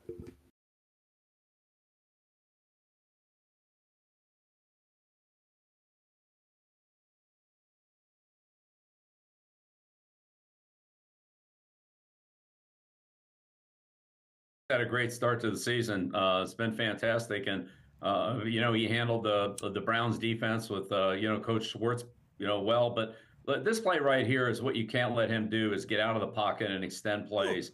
He can run, and when he gets out and has clear vision, put a ball in a bucket like that, extending a play. Crack. Let me see it. We just watched a clip earlier of him throwing a dart in the end zone. What are you talking about? That's not that was a dead duck floater and I'm talking about. It was on the money, laser to the. It was a laser to the. Look it back. It was a dead duck. There's no spiral at all. But whatever. Okay, good. It was across his body, running to the right. Like only him and Josh Allen make those. There's a difference, dog. Dang. I'm talking about a ball in a bucket. Listen, okay, that's a total separate. You're like he did a crazier throw, but I'm talking about something less hard to do. Let it 30 back. Have you considered that he hasn't done something that's easier to do? No, let's just do Lamar Jackson highlights. Let's just see how long it takes. Empty, no back, spread him out. The Ravens have lined up and run. They'll let the quarterback do the damage right there. Okay, Jackson first down. Accelerates. Shooting down the sideline. No, it's not. It's not. That's the best thing he can do. That's why he has 2 MVPs. That's the reason why he has 2 MVPs. Is because of him running. Jackson looking deep for Duvernay, and he makes the adjustment. Good ball. Immediately first play. Touchdown, Baltimore. Immediately first play, right on Lamar into the end zone, wide open, touchdown. Missing the other one by Kenyon Drake. Lamar winding up, going deep for Bateman. He's got him. 50 yards, 40, 50. Wide open. Lofts it up for Andrews, and he makes one. That's a good throw. Throws like that. I'm glad that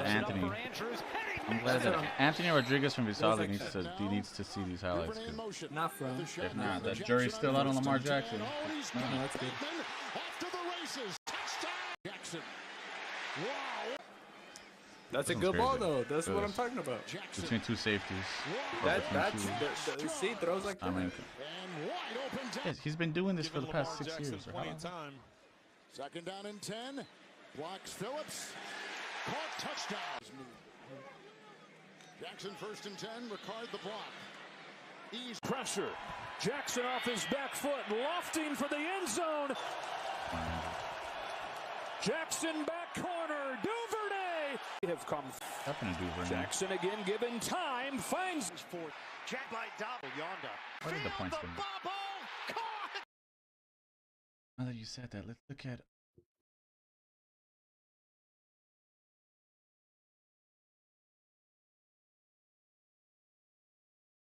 No, a lot of people would say he looks like Lamar. Also, I'm happy for Terry McLaurin because. Yeah, he's finally got someone who can finally get some. I mean, I just feel happy for Commanders fans in general.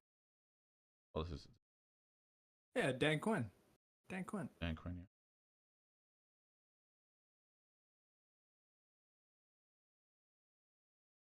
Well, I guess they were just highlighting how.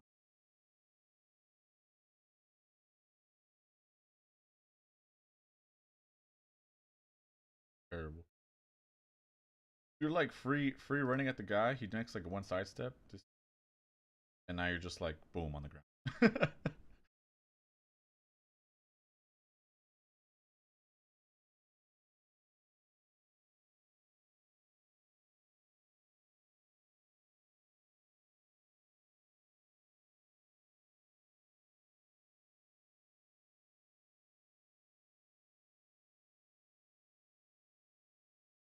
What I would like to see, like I can't wait till they play like the Cowboys.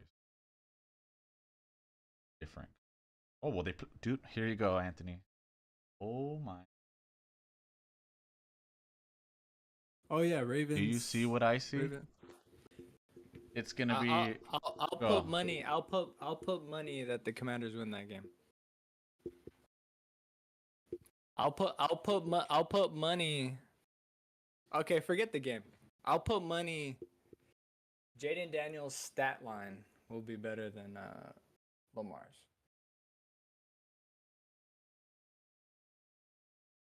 No, I don't want to. Well, it depends. Like, what are we doing? Like, you want to just do fantasy points? Like, who has more fantasy points? I'm trying to do it that way. Yeah. That's this week, right? Yeah, Did that say the 13th? Oh, 13th. Beautiful. You're like, Paydays Friday. You're like, perfect. So, Commanders, 6.5 point underdogs. I'll take the commies on that spread all day. Dude, they're not. Oh, with the spread, yeah, probably. But yeah, like, yeah. Because you can throw on the Ravens, like fucking Gardner Minshew threw on the Ravens. You know what I mean? Like, clearly Joe Burrow was throwing on them. No, the Ravens will allow you to be in the game or get yourself back in the game. Yeah, exactly that too. So see, it's stuff like that is why when we're having the Vikings Ravens stuff, like is why I'm like, it's very annoying. It's like reverse Chiefs, where like the Chiefs like play like shit all game, but then just keep enough of a lead to like win the. Or like the Ravens do the opposite, where they're like doing enough in the first 3 quarters to be winning the game, and then the end they're like start playing like, oh wow, shit, we just lost this, or oh my god, we almost. So yeah, I do think. I mean, fuck. Honestly, this. That's in the morning. Oh, yeah, beautiful. 10 o'clock.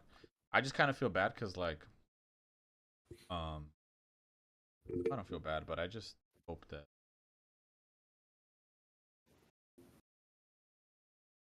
Like it. The Commanders' defense hasn't been bad, and the Ravens' defense is. I do feel like there's a chance. Yeah. There's a slight chance, but I do think likely that 5:30.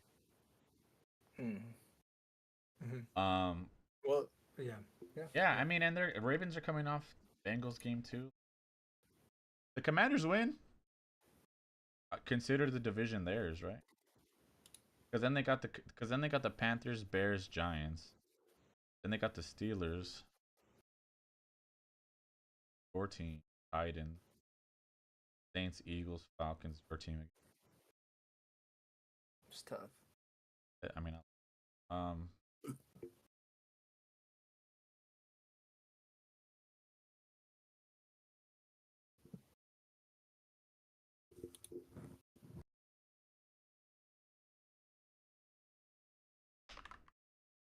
this is.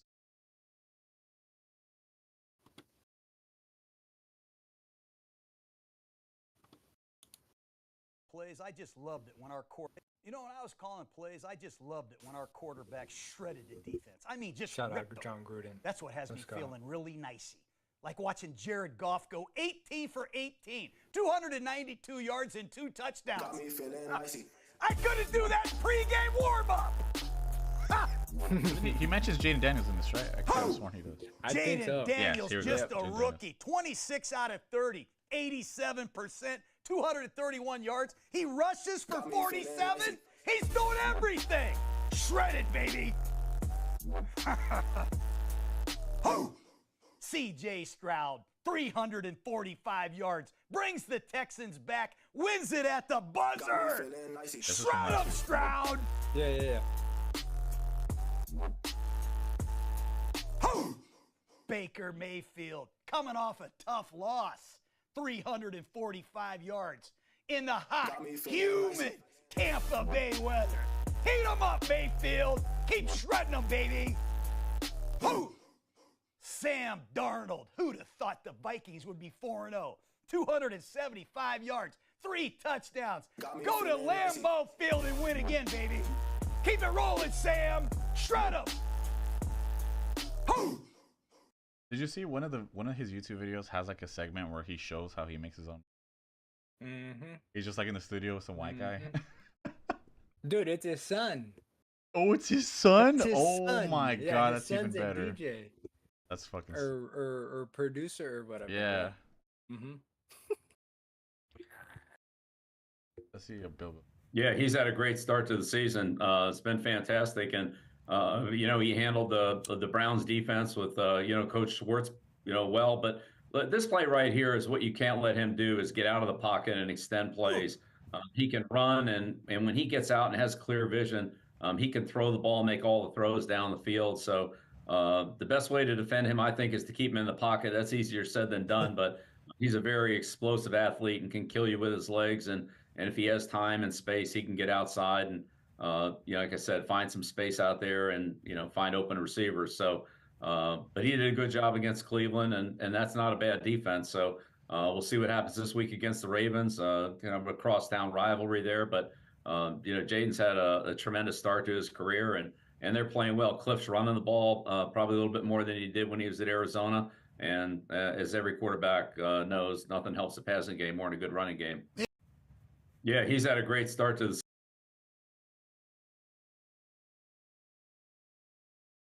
Right, very nice. Wow, that's game of the week for me right there. Oh, your Commanders Ravens? Yeah. Raiders should tank. Raiders. Christian Oh, Wilkins. yeah. Christian Shador Wilkins should be at is the top of hurt. your list. Wilkins is hurt. He's out. Fucked up with. Hey, you got to pull up that Crosby clip at the line. At the line when he yells at Bo. We got to run. Oh, that. yeah. Anyway, Wilkins on IR before week 1. Business pickup calls are ready. Adams asking to be traded. Wilkins on IR. I heard /bitch. I don't really care. Michael Myers dealing personal issues. This is Michael Mayer. Halloween season, Doug. I get it. Yeah. Yeah. This one, I hope everything's good. I hope we don't. Wait, what happened? Do we know? I don't know. Any They haven't details? said anything, but I'm assuming it's like A family member passed away, maybe? Oh, it's like, or like. Honestly, if I had to guess, I would think health issue. Oh my God! Because they said that his family's crazy over there, huh? Yeah, dude. Like, should move back to Oakland. Oh.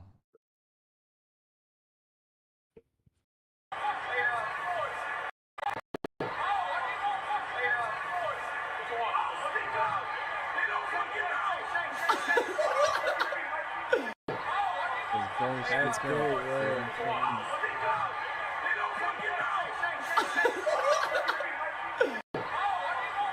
love it. The hand movements where he's like, come on. That freeze frame right there is just like, if you just show this to somebody, like, what is he doing just standing up? Yeah. Like, what is he saying? It looks like Bo Nix is talking to him too. Yeah, it does. You probably see it. They probably make eye contact there. He's probably like, what is he doing just standing up like that? Why is he yelling? Exactly. Why is he yelling at me? Oh, this was a funny graphic.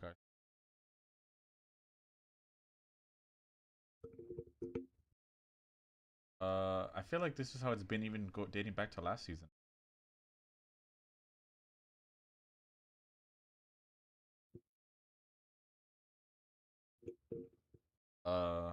Yeah, win loss, probably winning it.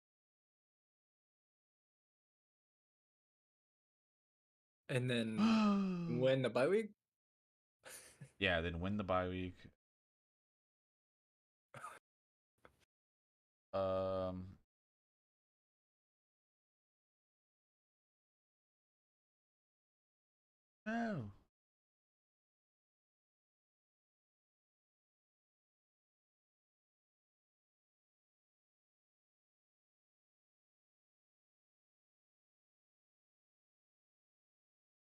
Season's not done, and here's Devontae. He's not happy.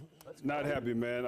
And it seems like today, I think that players are, taking matters into their own hands more and more. And they're almost acting like little mini organizations. When you think about organizations, and what I mean is that if you're a great player, you get paid a contract for your services. As soon as you decline, that organization will say, you know what, we're going to find a way to move on from you, try to replace you, maybe restructure your contract.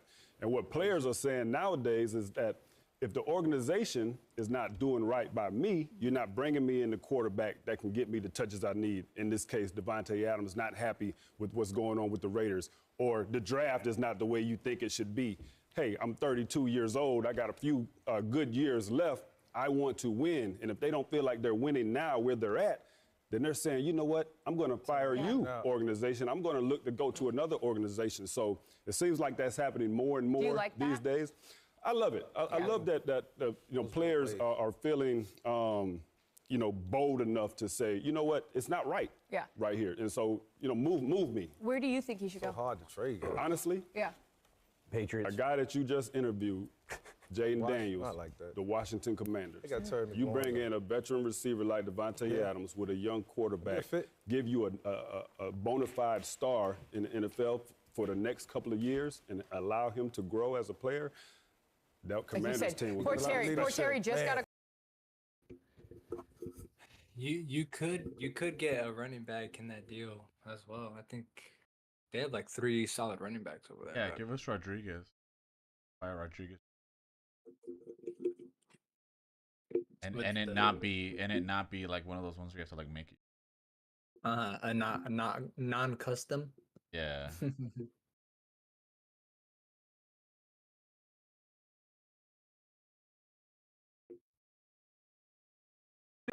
Everybody right now has dreams, don't they, guys? I said it to the rookies, all right? Everybody in the NFL, I have a dream of making it in the NFL. I got a dream of winning a Super Bowl. I got a dream of being in a Pro Bowl. I'm really not into dreams anymore, okay? I'm into nightmares. You guys with me on that? You got to end somebody's dream.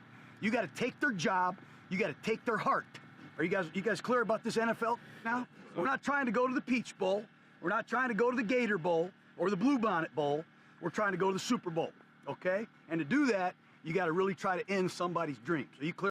Young Mike Crosby. That's fire. On that, Farrell? Okay, I mean that now. So get into that. The only thing that kind of ruins the clip is clear on that, Farrell? Okay. He says we're clear on that, Farrell. He's talking to Cleveland Farrell, the guy he drafted first. That everyone was like, "Why are you drafting that guy?" When he should have been talking to this guy right here, Max Crosby. That Farrell guy was a defense end. I put Farrell. Will Farrell. Of course, Will Farrell pops up. I know. I completely forgot. I'm thinking that. Oh, this guy. He got drafted. I don't even recall this guy. Was it a first round? Because he pick? never played. Yes, Pick? he was like the fucking holder. He never played. He sucked. I mean, I think he's good now. He's on the commies right now. That's funny. On the commies. I think he should. I mean, I hope. Hey, he has a job. He's still in the league. Fair enough. Everybody was like, "Why?" Oh, he was on the Niners last year? Why can't I? What are you looking for?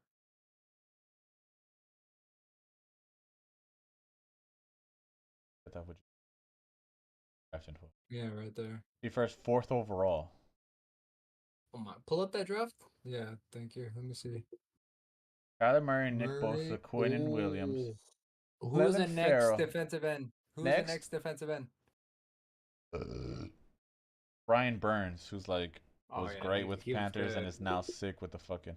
But even just like you could have took Devin White, you could have took Josh Hines-Allen, who Hawkinson would have. Ed Oliver is a good player. Ed Bush Jr. is a good player. Yeah, Bush for the fucking. I mean, Christian Wilkins is in this. Like, everybody was like Dexter Lawrence. Everybody was in this fucking like. Come on, you could have took any Josh Jacobs. But like, you know what I mean? So like, Josh Jacobs was a late pick. 24th. I thought he was in the teens or something. I thought he was higher. Who did the Cowboys get that year? 2019?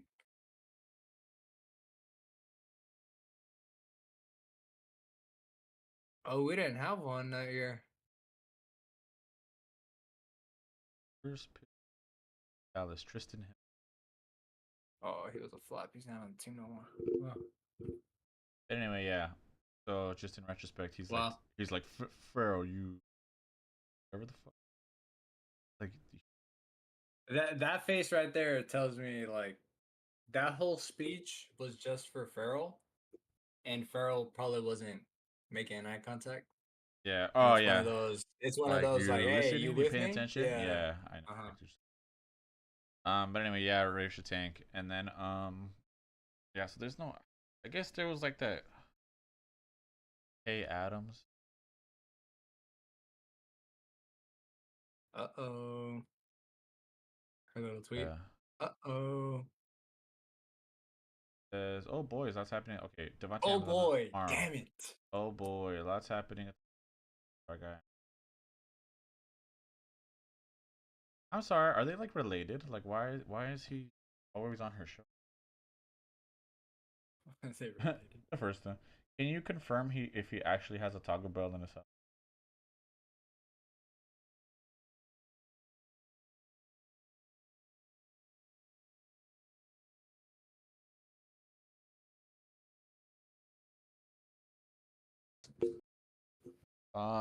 Next game. Oh, we didn't Broncos. Broncos. I mean, they're winning games with Bo Nix. I honestly don't. Yeah, me either. Risky. Yeah. They're just there. They're existing. It's a whatever year. It's a development year. That's Yeah. it. That's it. Cardinals Niners. What a Kyler Murray. what a collapse, huh? The Niners? That's their second collapse of the year, right? Yeah.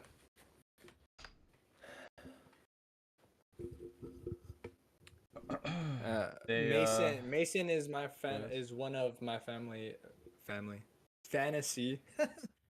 That's funny. Fantasy running backs, and he fumbled late in that game. That I think is when they took the lead. Or lost to the Vikings. I'm back on. Came back on them.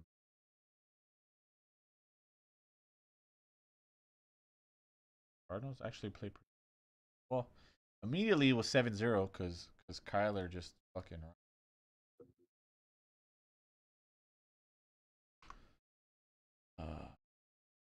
Bill.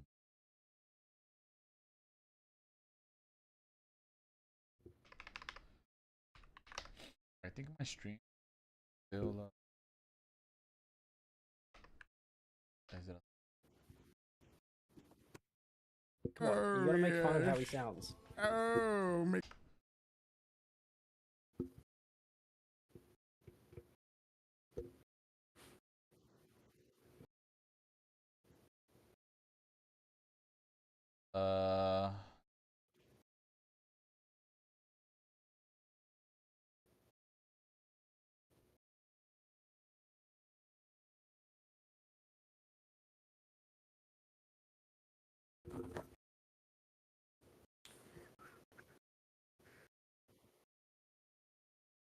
It is Murray on the key, but design run. Oh, Kyler Murray!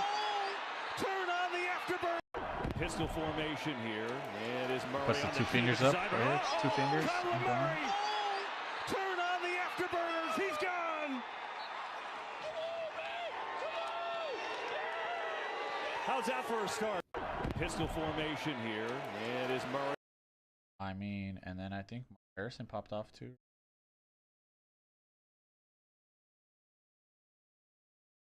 And fourth, 5. Yeah, he had that. He get back on side. Blitz again. Yeah. Boom. But they get back on side. Blitz again. Murray in deep trouble. Backpedaling. Throwing it up for Harrison. That's at the field goal, and they went by a point. Back on side. So, Blitz again. Murray. very fun. Are currently ranked 12. They have the Saints, Phillies, Bears, Packers, Cowboys, Bucks. But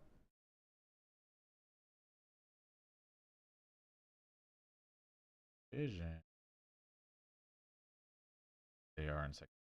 So I mean, and then Seattle plays a big game this week. They just lost to the Giants. Who knows? Yeah, that division is wide open. I don't know. Yeah, it did get. Yeah, Cardinals and fun. Niners. I mean, honestly, I don't know. Question mark. Maybe, dude. Is their defense too back-to-back?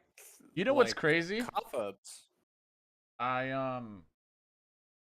Last year everybody was like, Brock Purdy's not elite. Brock Purdy's not elite. He's a system quarterback. I think it's switched now where like Brock Purdy is playing pretty elite. I mean, he's doing a lot of things and he's like extending plays. He's like running for like Yeah, he's just like definitely running a not the bunch. reason why they're losing. Yeah, no, I mean, but he's even Yeah. playing like if they were He's winning playing good these football. games, I would think he'd be in the MVP race, but because they're losing these fucking games, not. Yeah, that's the thing. They should be winning these games. They're 4 giving carries for these- 33 yards, like that's pretty. I mean, he's making big time throws. Like he's playing great. Shanahan's fucking him and kind of the defense. So like, I mean, Yeah, I the guess defense has Fred definitely Warner's been not bad. playing, and when Fred Warner's not playing, kind of bad. And then that other guy with the long hair is not Ufanga or some shit like that. I know he's been hurt. Yeah, the safety cut. Yeah. Safety I like guy. him. So like, I mean, they got those are like big guys for their defense. So like, but yeah, maybe they're frauds. I don't know. I mean, yeah, I mean, it's definitely not over. Maybe they're frauds, but this is cause for concern. But also, I They've mean, the clearly Cardinals are thrown away back-to-back games, though. That's yeah. That's Well, they have a concerning. Patriots game in between, but yeah, I see. Yeah, you. Yeah. But I mean, again, it's like the Cardinals are fun. Like Cardinals are that team that are probably not going to make the playoffs, but they're going to have a lot of these kind of games, and they're not for a defense that has injuries. You don't want to face a motherfucker that runs around the way he does, the way Kyler does, and Marvin Harrison Jr. Yeah. Yeah, I mean, who do they have next? Fair enough. They have Seahawks. They have the Seahawks. That's the big this Thursday. So. Oh That's it. wow. Okay. If Niners come back from that, in Seattle, let's see. If Niners come back from that, they'll be 3-3. Yeah, they'll be 3-3, and then who do the Cardinals play? And the Cardinals play the Packers. But yeah, so I don't know about the Cardinals, but regardless, we'll see what happens. Oh, okay. That about what?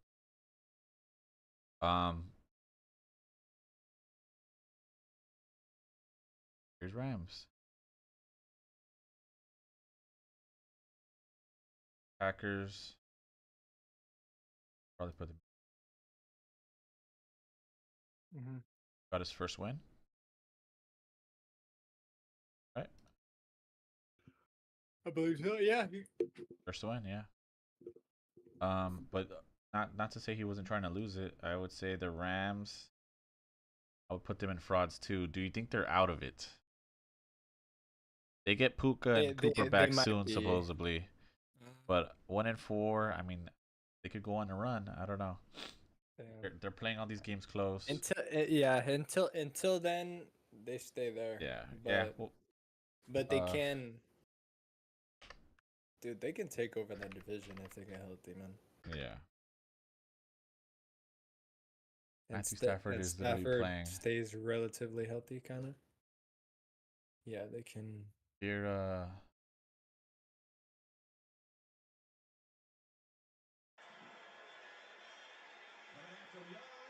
his Will Levis moment. Yeah.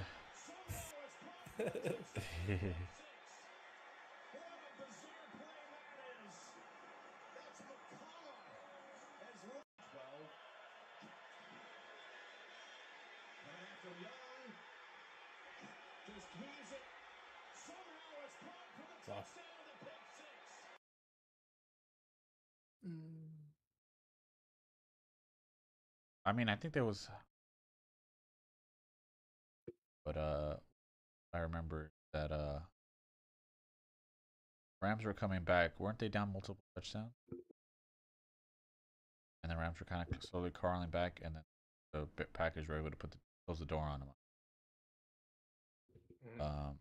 So.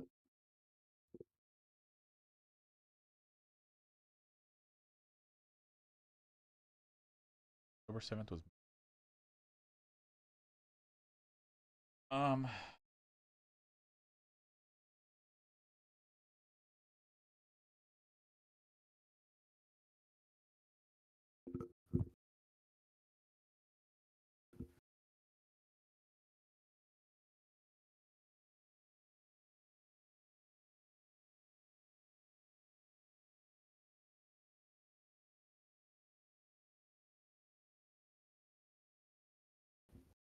All right.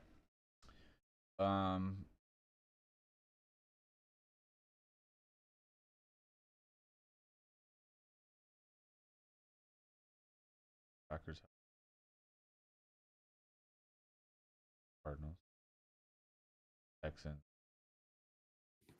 Bit of a gauntlet. I mean, Cardinals won't be an easy one, but it also won't be a hard one.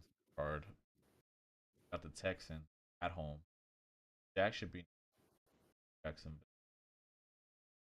Got the Lions. They got the Bears. Have a good defense. Division game.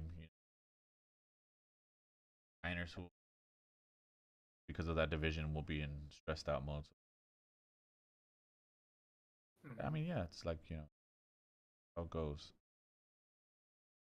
NFC North. They're in third place. Back.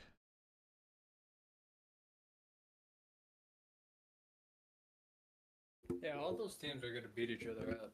Yeah, see, I cannot decide how this is going to play out. Yeah, no.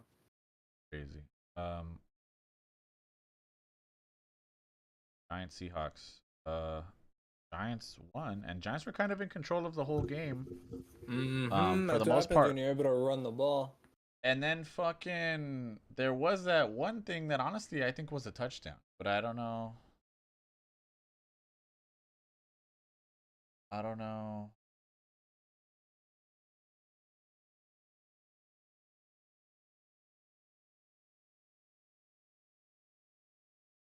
Trying to find it. There was a fumble in the end zone, like at the fucking 1 yard line.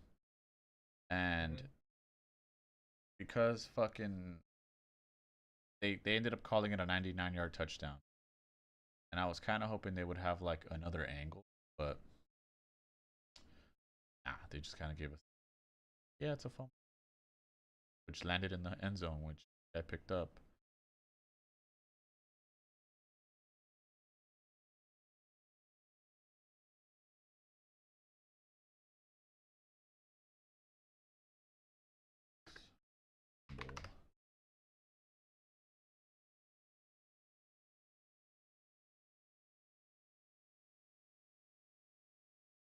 Fourth and goal. Gray up. Does he get there with the second effort? The ball has come out. This guy comes out, runs it. There's no whistle. Jenkins is going to sort it all out. What a massive should this for the Seattle Seahawks. Thank you. Fourth and goal. Gray up. Does he get there with the second effort? The ball has come out. No whistle on the field. Rayshawn Jenkins the other way. No one has blown this dead yet. Ah, here it is. Jenkins is going to... Guys right here. He has the ball in his hands. It's kind of past the line of scrimmage here. The goal line here. At least from this angle, it looks like it. Yeah. But immediately after this pops out, guy picks it up, runs for a touchdown. So, I mean, I don't know. Regardless, it didn't matter because they ended up winning anyway. But at the time, it's like, what the fuck, True. Yeah. But, and there was a lot of that going on. There was, like, block punts. There was a lot of shit going on. So, yeah. Fucking Giants look pretty good. And again, they had a fucking field goal kick. Have an extra. So Mina Kimes is a Seahawks fan, right? And she says thinks this is the game. She's wondering block punt.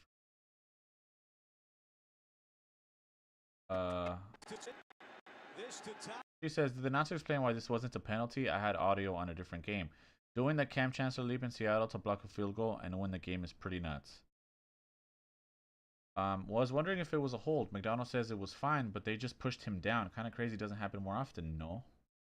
On this play, Mike McDonald says they needed to block the main man on the A gap. Also says it's illegal to push down on the guard like they did here. The push allowed a clean leap over the line of scrimmage, which is legal. So yeah, if you look at this, and you look. This to tie the game.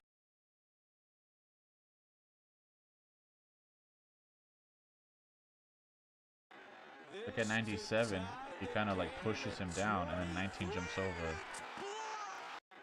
This to tie the game at 23. So whatever. I mean, I guess penalty. I don't win, and they did. So,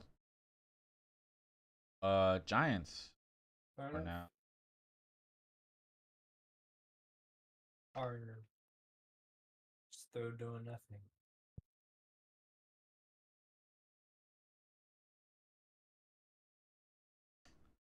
Sunday night. Sunday night. They got the Sunday night game. That's gonna be terrible. Daniel, how about this? How about we put them in frauds? Because we didn't think they would be good, so they're not frauds. But they're frauds because they're winning games. Like, does it not matter? Like they beat the Seahawks, who were 3-1. So you're like, why are you beating the Seahawks? You know what I mean? Their results I think that's more of a Seahawks problem. I think the Seahawks are the frauds. You want to put Seahawks in? Yeah. And the Giants should tank and get another Shedeur Jackson. Or Shedeur Jackson. Shedeur Sanders. I don't know, man. Is Dable saving the Seahawks? Say that for sure. 2-3. There's no point in saving. There's nothing to save. There's no point. I mean, you do all that in the same division. I don't want to say Eagles, they should. Cowboys, and then the Commanders. Yep, now the Commanders are the best team in the division through 5 weeks. What? The Giants are like, nah. Let's get Shedeur. Maybe the Eagles suck. Maybe your team's. Fair. But that doesn't even matter. They just have to. They just have to.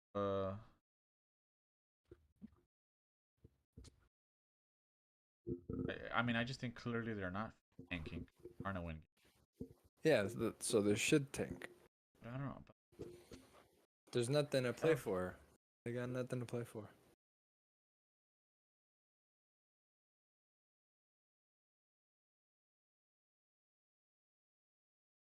Want to put them in? No. The Broncos are. Why are the Broncos in Frisky? Why'd you put them there? Because they're probably not going to make the playoffs. Because they beat the Raiders? No, because they beat. They should tank against Shedeur. Should get Travis Hunter. They not because they beat the Raiders, because they have a few good games. Who else did they beat? The Jets. No, they beat the Bucks. That's 2 of their 3 wins. Did they beat the Bucks? They beat the Bucks. They beat the Jets, and they beat the Raiders. I mean, that's why I put them there, because they're probably not gonna make the playoffs, but they're winning games. Giants, I mean.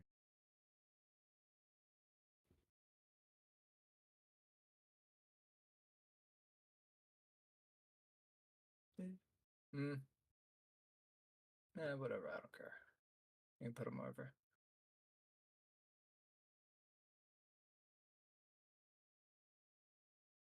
I mean, Danny Dimes.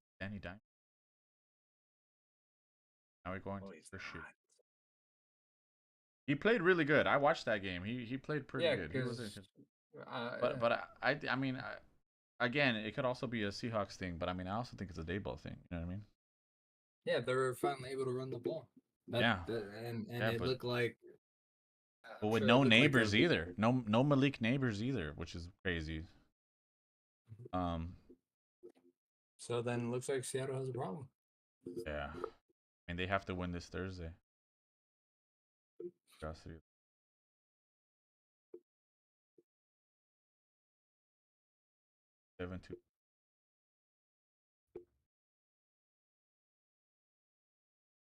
Steelers, Cowboys. Steelers. They no doubters. I'll put them in the big playoffs. They have 1 loss, right? Mm-hmm.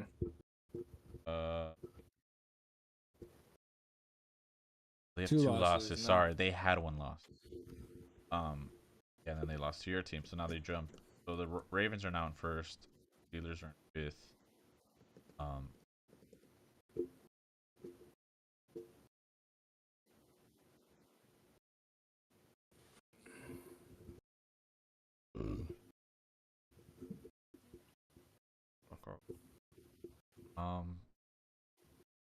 It might be quiet for. It's for sure quiet for the Browns, but the Bengals really good.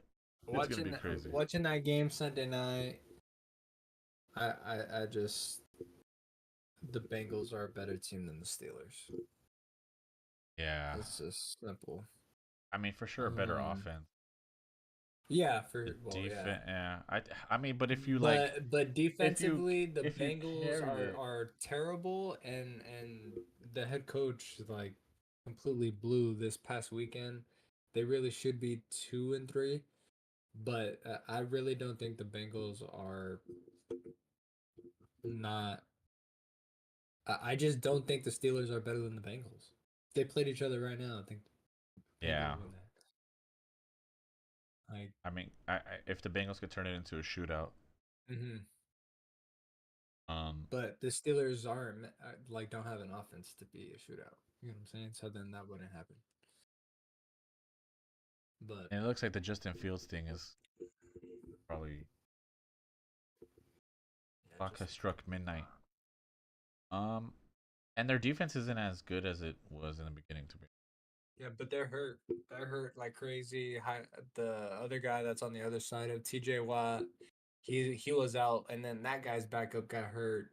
I don't think finished the game on Sunday, but yeah, risky. They're hurt. They're winning games. I don't know if I mean, they might end up being 9-8. And then on the flip side. On the flip side with the Cowboys, I mean, what a gritty game. I'm proud of the boys backed up. All the backups that we had. Even more backups that were thrown into the game after our left tackle was out. Zach Martin had to get out of the game a few times. I think our D line stepped up even without our two best players, and we played pretty good defense against that run game, right? I mean, they're known. Obviously, there's nothing to worry about passing wise. What did CD Lamb say? But to me, context wise, he's saying jump ball. Come on, come on. Should have been a jump ball. Obviously, on that play right there, obviously had some miscommunications. They went no huddle on that play. I think they should have called the timeout or at least huddled up to make sure you're on the same page. But they rushed it. Dak throws a pick. CD doesn't know what's going on. Tells him, "Hey, just throw me a jump ball." But I mean, the craziest part was that that this motherfucker looked like he was about to die. Like the play before, they called timeout. Called it. Oh yeah, Cowboys had to use that timeout. Yeah. And then I thought Tolbert was gonna get out, and then ends up catching the touch.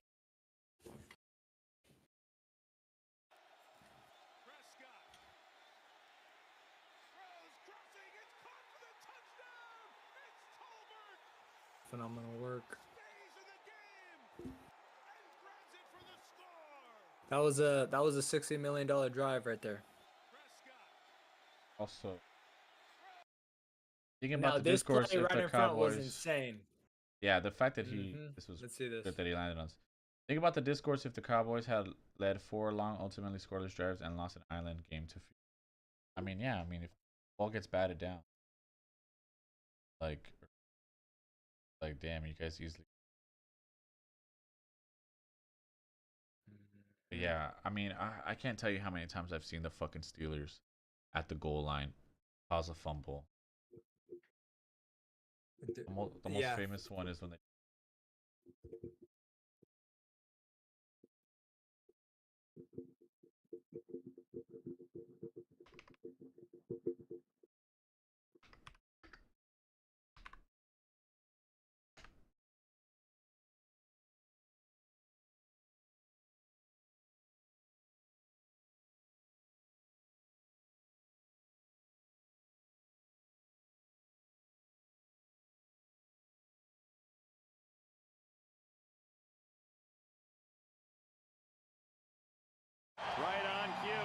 crowd on its feet for the last 15 minutes, cheering their beloved Colts. That's Ike Taylor. Harper playing on the left corner.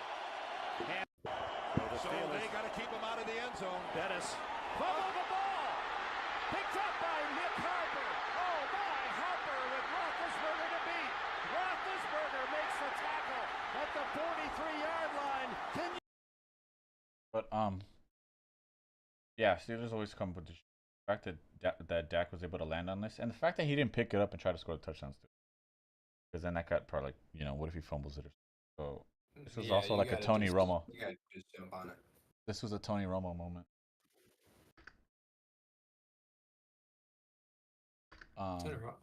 What?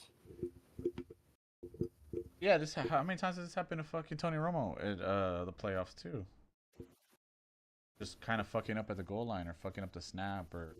Oh, but that had nothing to do with him though. The running back went up and it was just a perfectly timed. No, I know, but he headbutted the fucking ball out of the. Mm-hmm. And Collinsworth said he saw them running that in practice. They were practicing that, bro, during the week. Oh, that's tough. Exactly. I'm like, oh my god, it must be nice having a phenomenal coach preparing for every single situation you can think of. And it actually worked. They executed it. Like that was fire. I'm like, wow, just mad respect.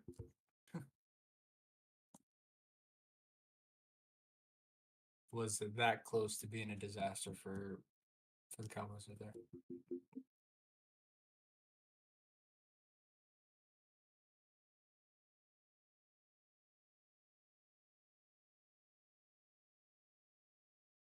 I bet Dak to have 2+ passing touchdowns. So I was kind of hoping touchdown.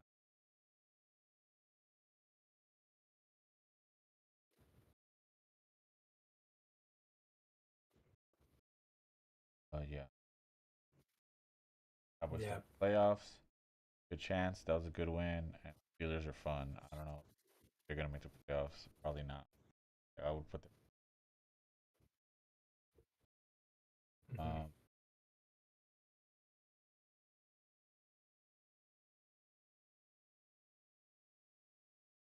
Cowboy.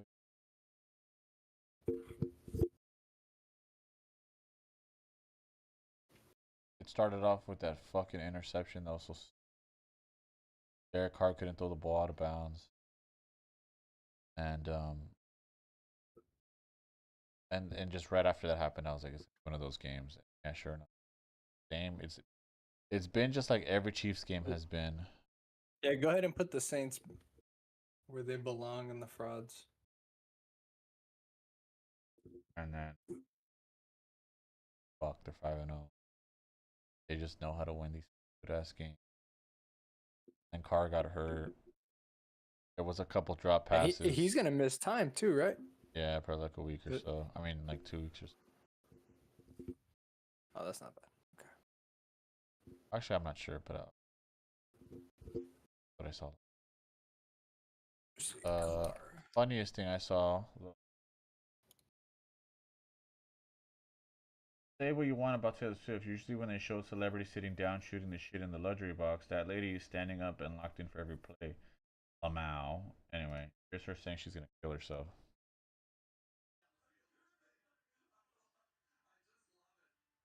Says, oh my god, I'm gonna fucking kill myself. She's nuts. She's funny. I think it just says Carr expected to miss multiple weeks. So that sounds more than 2. Back in front. I mean, Kelsey played pretty good. Worthy played pretty good. Worthy's mom went viral. Being hot. Oh, I'm thinking of Rice. Did you see? No, you're Rice's thinking of mom? Rice. Yeah, because she like stole. Still in a package on a Ring camera. Come on, dog. You can't make this kind of stuff up, man.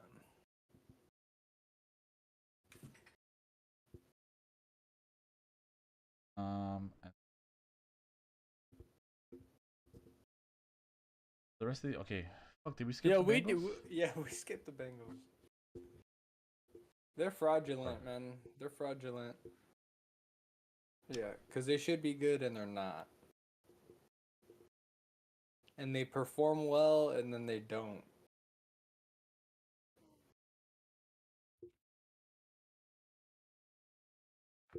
Yeah, the bye week. Chargers. Frisky. Yeah. Eagles are frauds. Should tank. Or yeah, they should try to get Shador.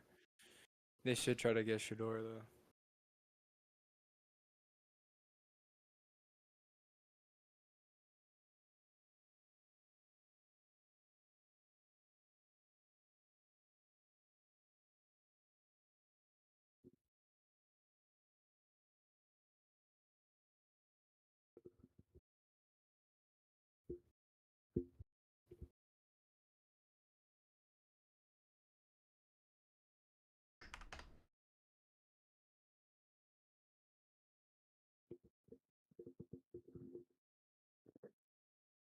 Yeah, I looked at my picks and I don't know what I was thinking this week. Week 6, right? We're on. Yeah, week 6 now.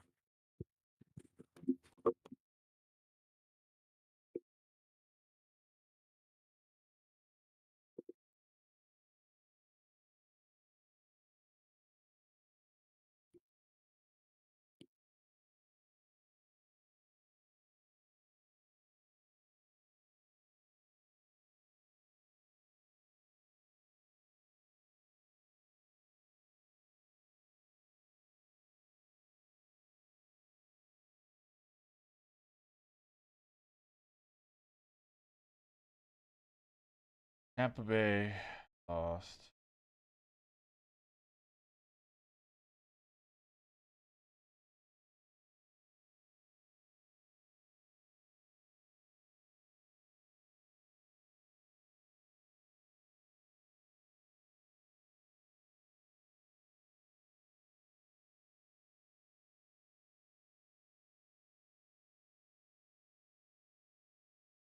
Denver.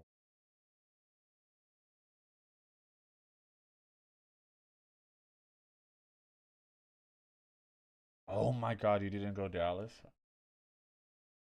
Fuck, I picked New York. One.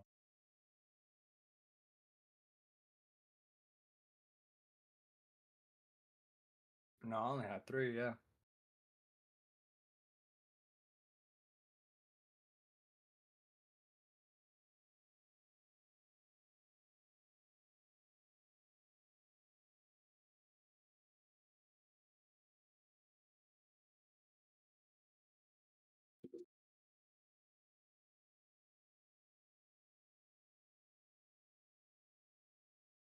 Um,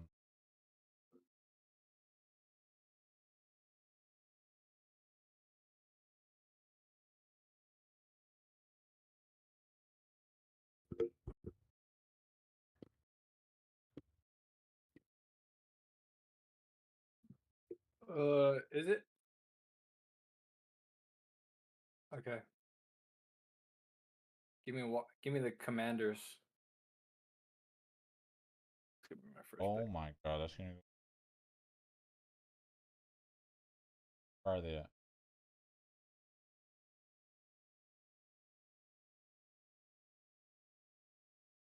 Okay, so we have 4 teams on bye, so yeah.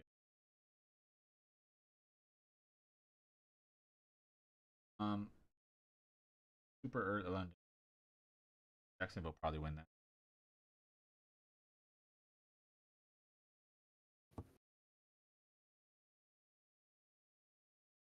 For afternoon. I hate these 105, 120. Like, why can't they just both start at all 4 of them start? So when one game's about to be in halftime, the other game's coming out of halftime. Feel what I'm saying? But I feel like it stumbled regardless. Like the morning games are always out of whack anyway. They're never. They all start at 10 o'clock, but halftimes are.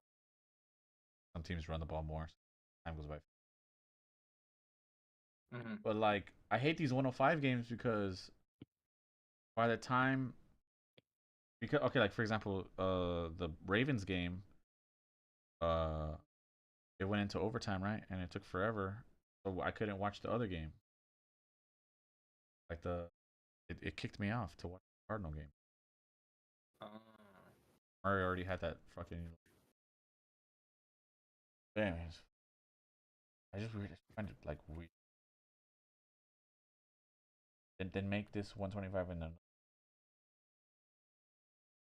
Fuck.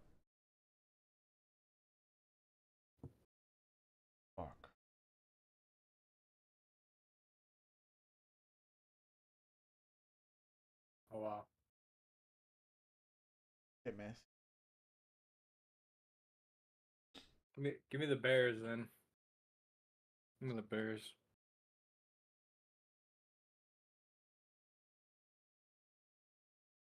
I think Doug Peterson stays in London. I think Oh, he gets fired? that's his last game. Yep.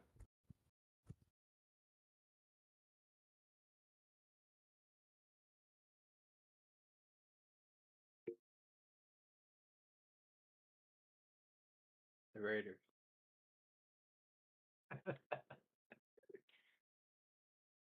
I'll let you. Fuck.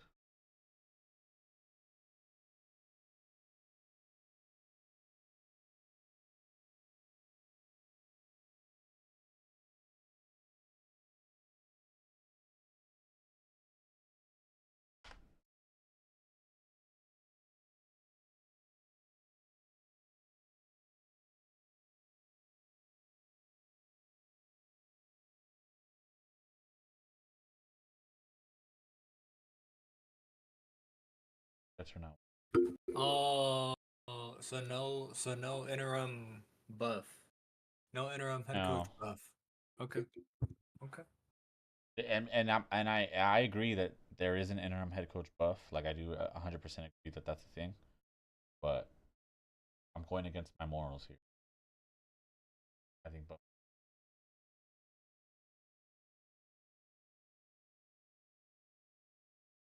Okay, fair enough. Give me Uncle Kirk Cousins. Give me Atlanta. Have to get these wins back.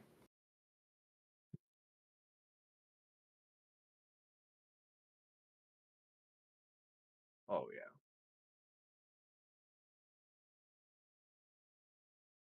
Blacko.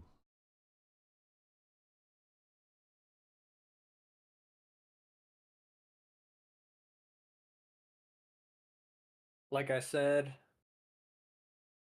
the Saints are frauds. Give me the Bucks. They get coming off a heartbreaker. I think they'll unleash. Sorry, who? The Bucks. Buccaneers.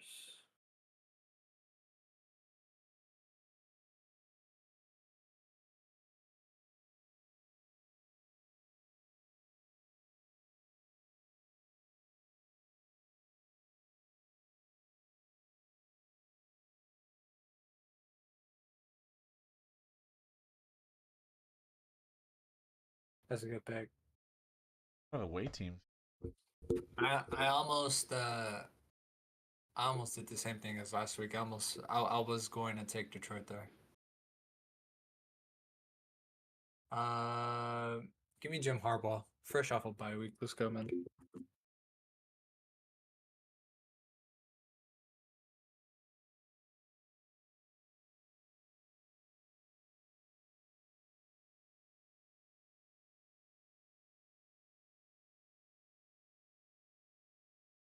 Who'd you? Oh, Green Bay. Give me Houston. Give me CJ. Oh, Drake May starting. Rookie QB buff or what? Wow, all away teams we're picking. That's nice. Okay. Should be an interesting one. No. They're scheduled to win, dude. It's You're win loss, win not. loss, win loss, win loss. You're not doing that. Hold on.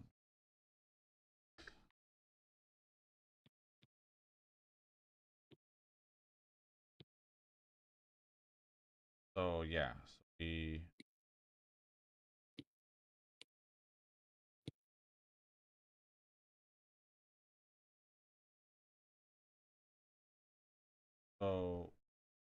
lost to Denver.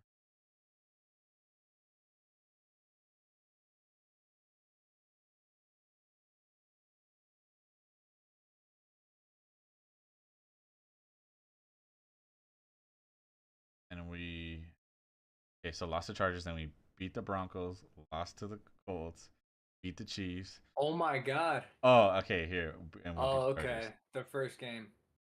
Okay, but that's an asterisk. Lost to the Vikings. Wait, what was his first game? What about the Chiefs game, right? No, they won their first game with him, didn't they?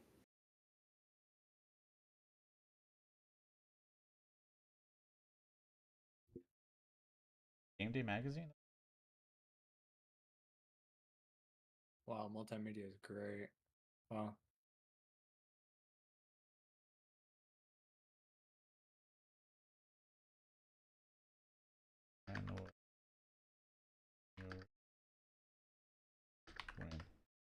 No, sorry. Yeah, wouldn't that be first win? Didn't he win the first game? There you go. Against the Giants. Duh. Oh, was it the Giants? He played for the Giants. His first game was against the Giants, so.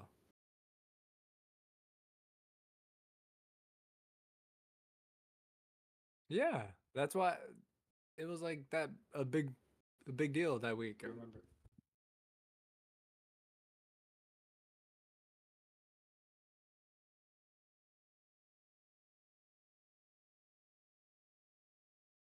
See, look at against the Giants. Yep. Oh. Okay, so when L.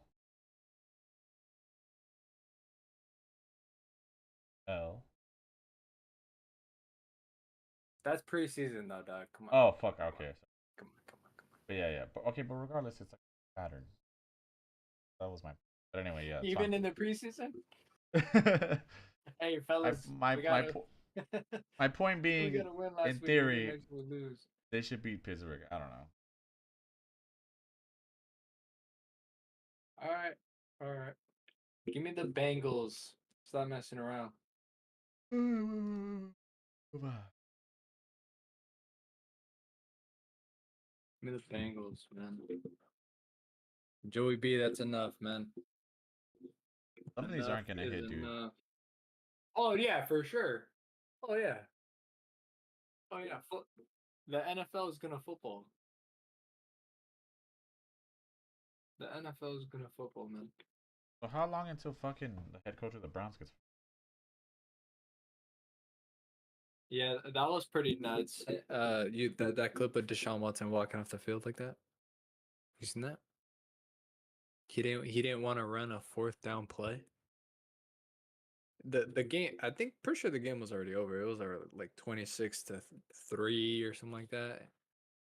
And Stefanski wanted to go for it, and Deshaun Watson just walks off the field.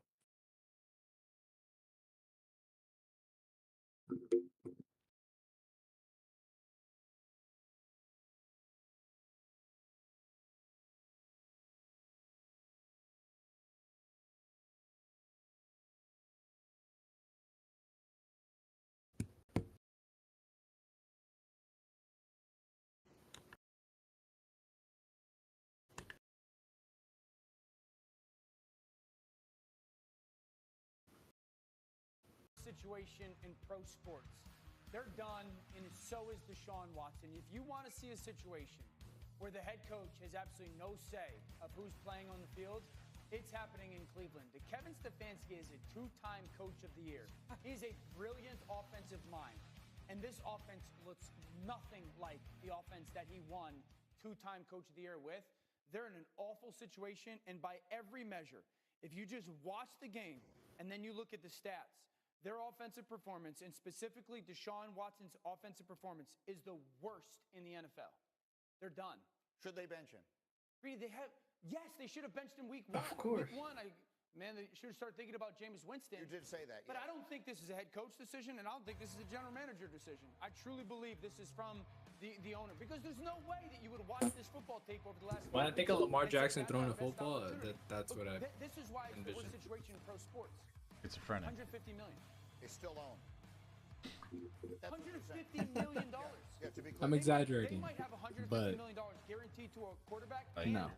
You're looking at tape of Deshaun Watson look in a at Browns right here. uniform, and then you're like, Oh, this must be must be Lamar Jackson. Yeah, I found it. Here comes the crowd. They can't waste another timeout here, can they? Looks like they're gonna. Dude, it's third down. I mean, third down. It's third quarter. Third quarter, game's already getting out of hand. They're not out of it though. I mean, score a touchdown here. You're only down 2 touchdowns. A lot of time. I mean, with their offense, I mean, yeah, but I mean, I understand. Like, come on, third. and 12 minutes Stefanski left. knows it. Why do you think they're going? And their defense weren't stopping nobody.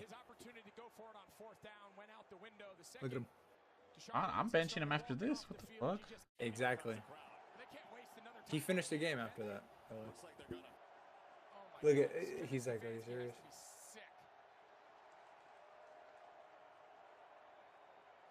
I hate that he covers his mouth, even though I'm sure you're told to have to. You're told you're supposed to, so the camera doesn't catch what you said. But I wonder what he said there.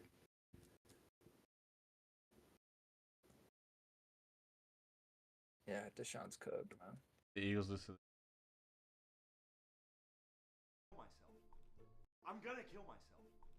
I'm gonna kill myself. Dude, Sirianni gets fired if they lose to the Browns, bro. Yeah. Oh yeah. No ifs, ands, or buts. If they lose to the Browns, he's done. He's done. There's no way they move forward like that. Saleh would be the head coach. Fix that defense right up.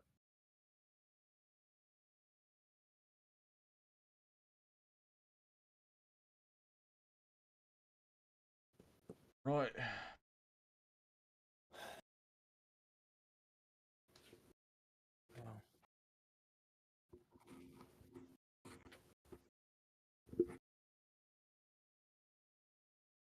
Okay. No, we'll get back in the win column here.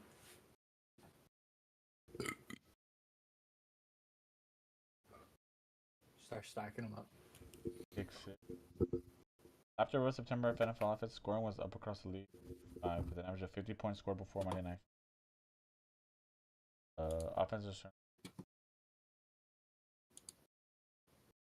defenses, and special teams also did their part, scoring 6 touchdowns across 12 games played on Sunday.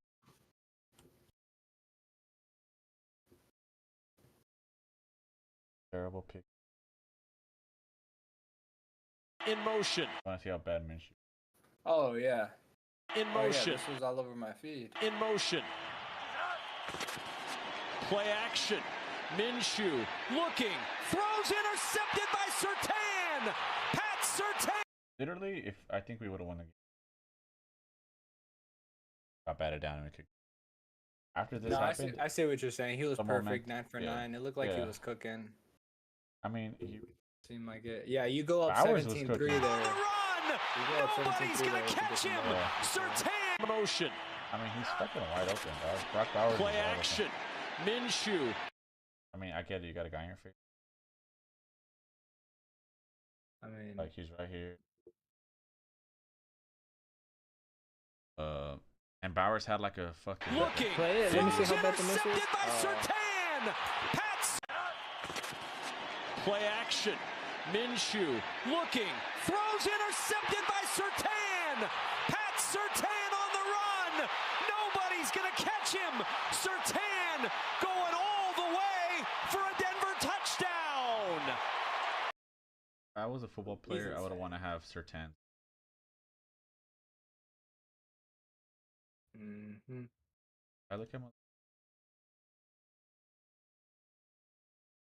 Sauce Gardner is built like that too. Yeah, like it's like perfect for defensive. Because you also kind of got to be big a little bit. Mm-hmm.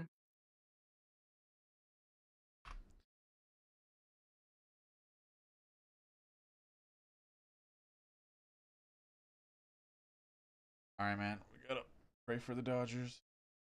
One Mm-hmm. game. Got Gotta one more work game. cut We out gotta for us, turn it man. into 2 more games. Yes, sir.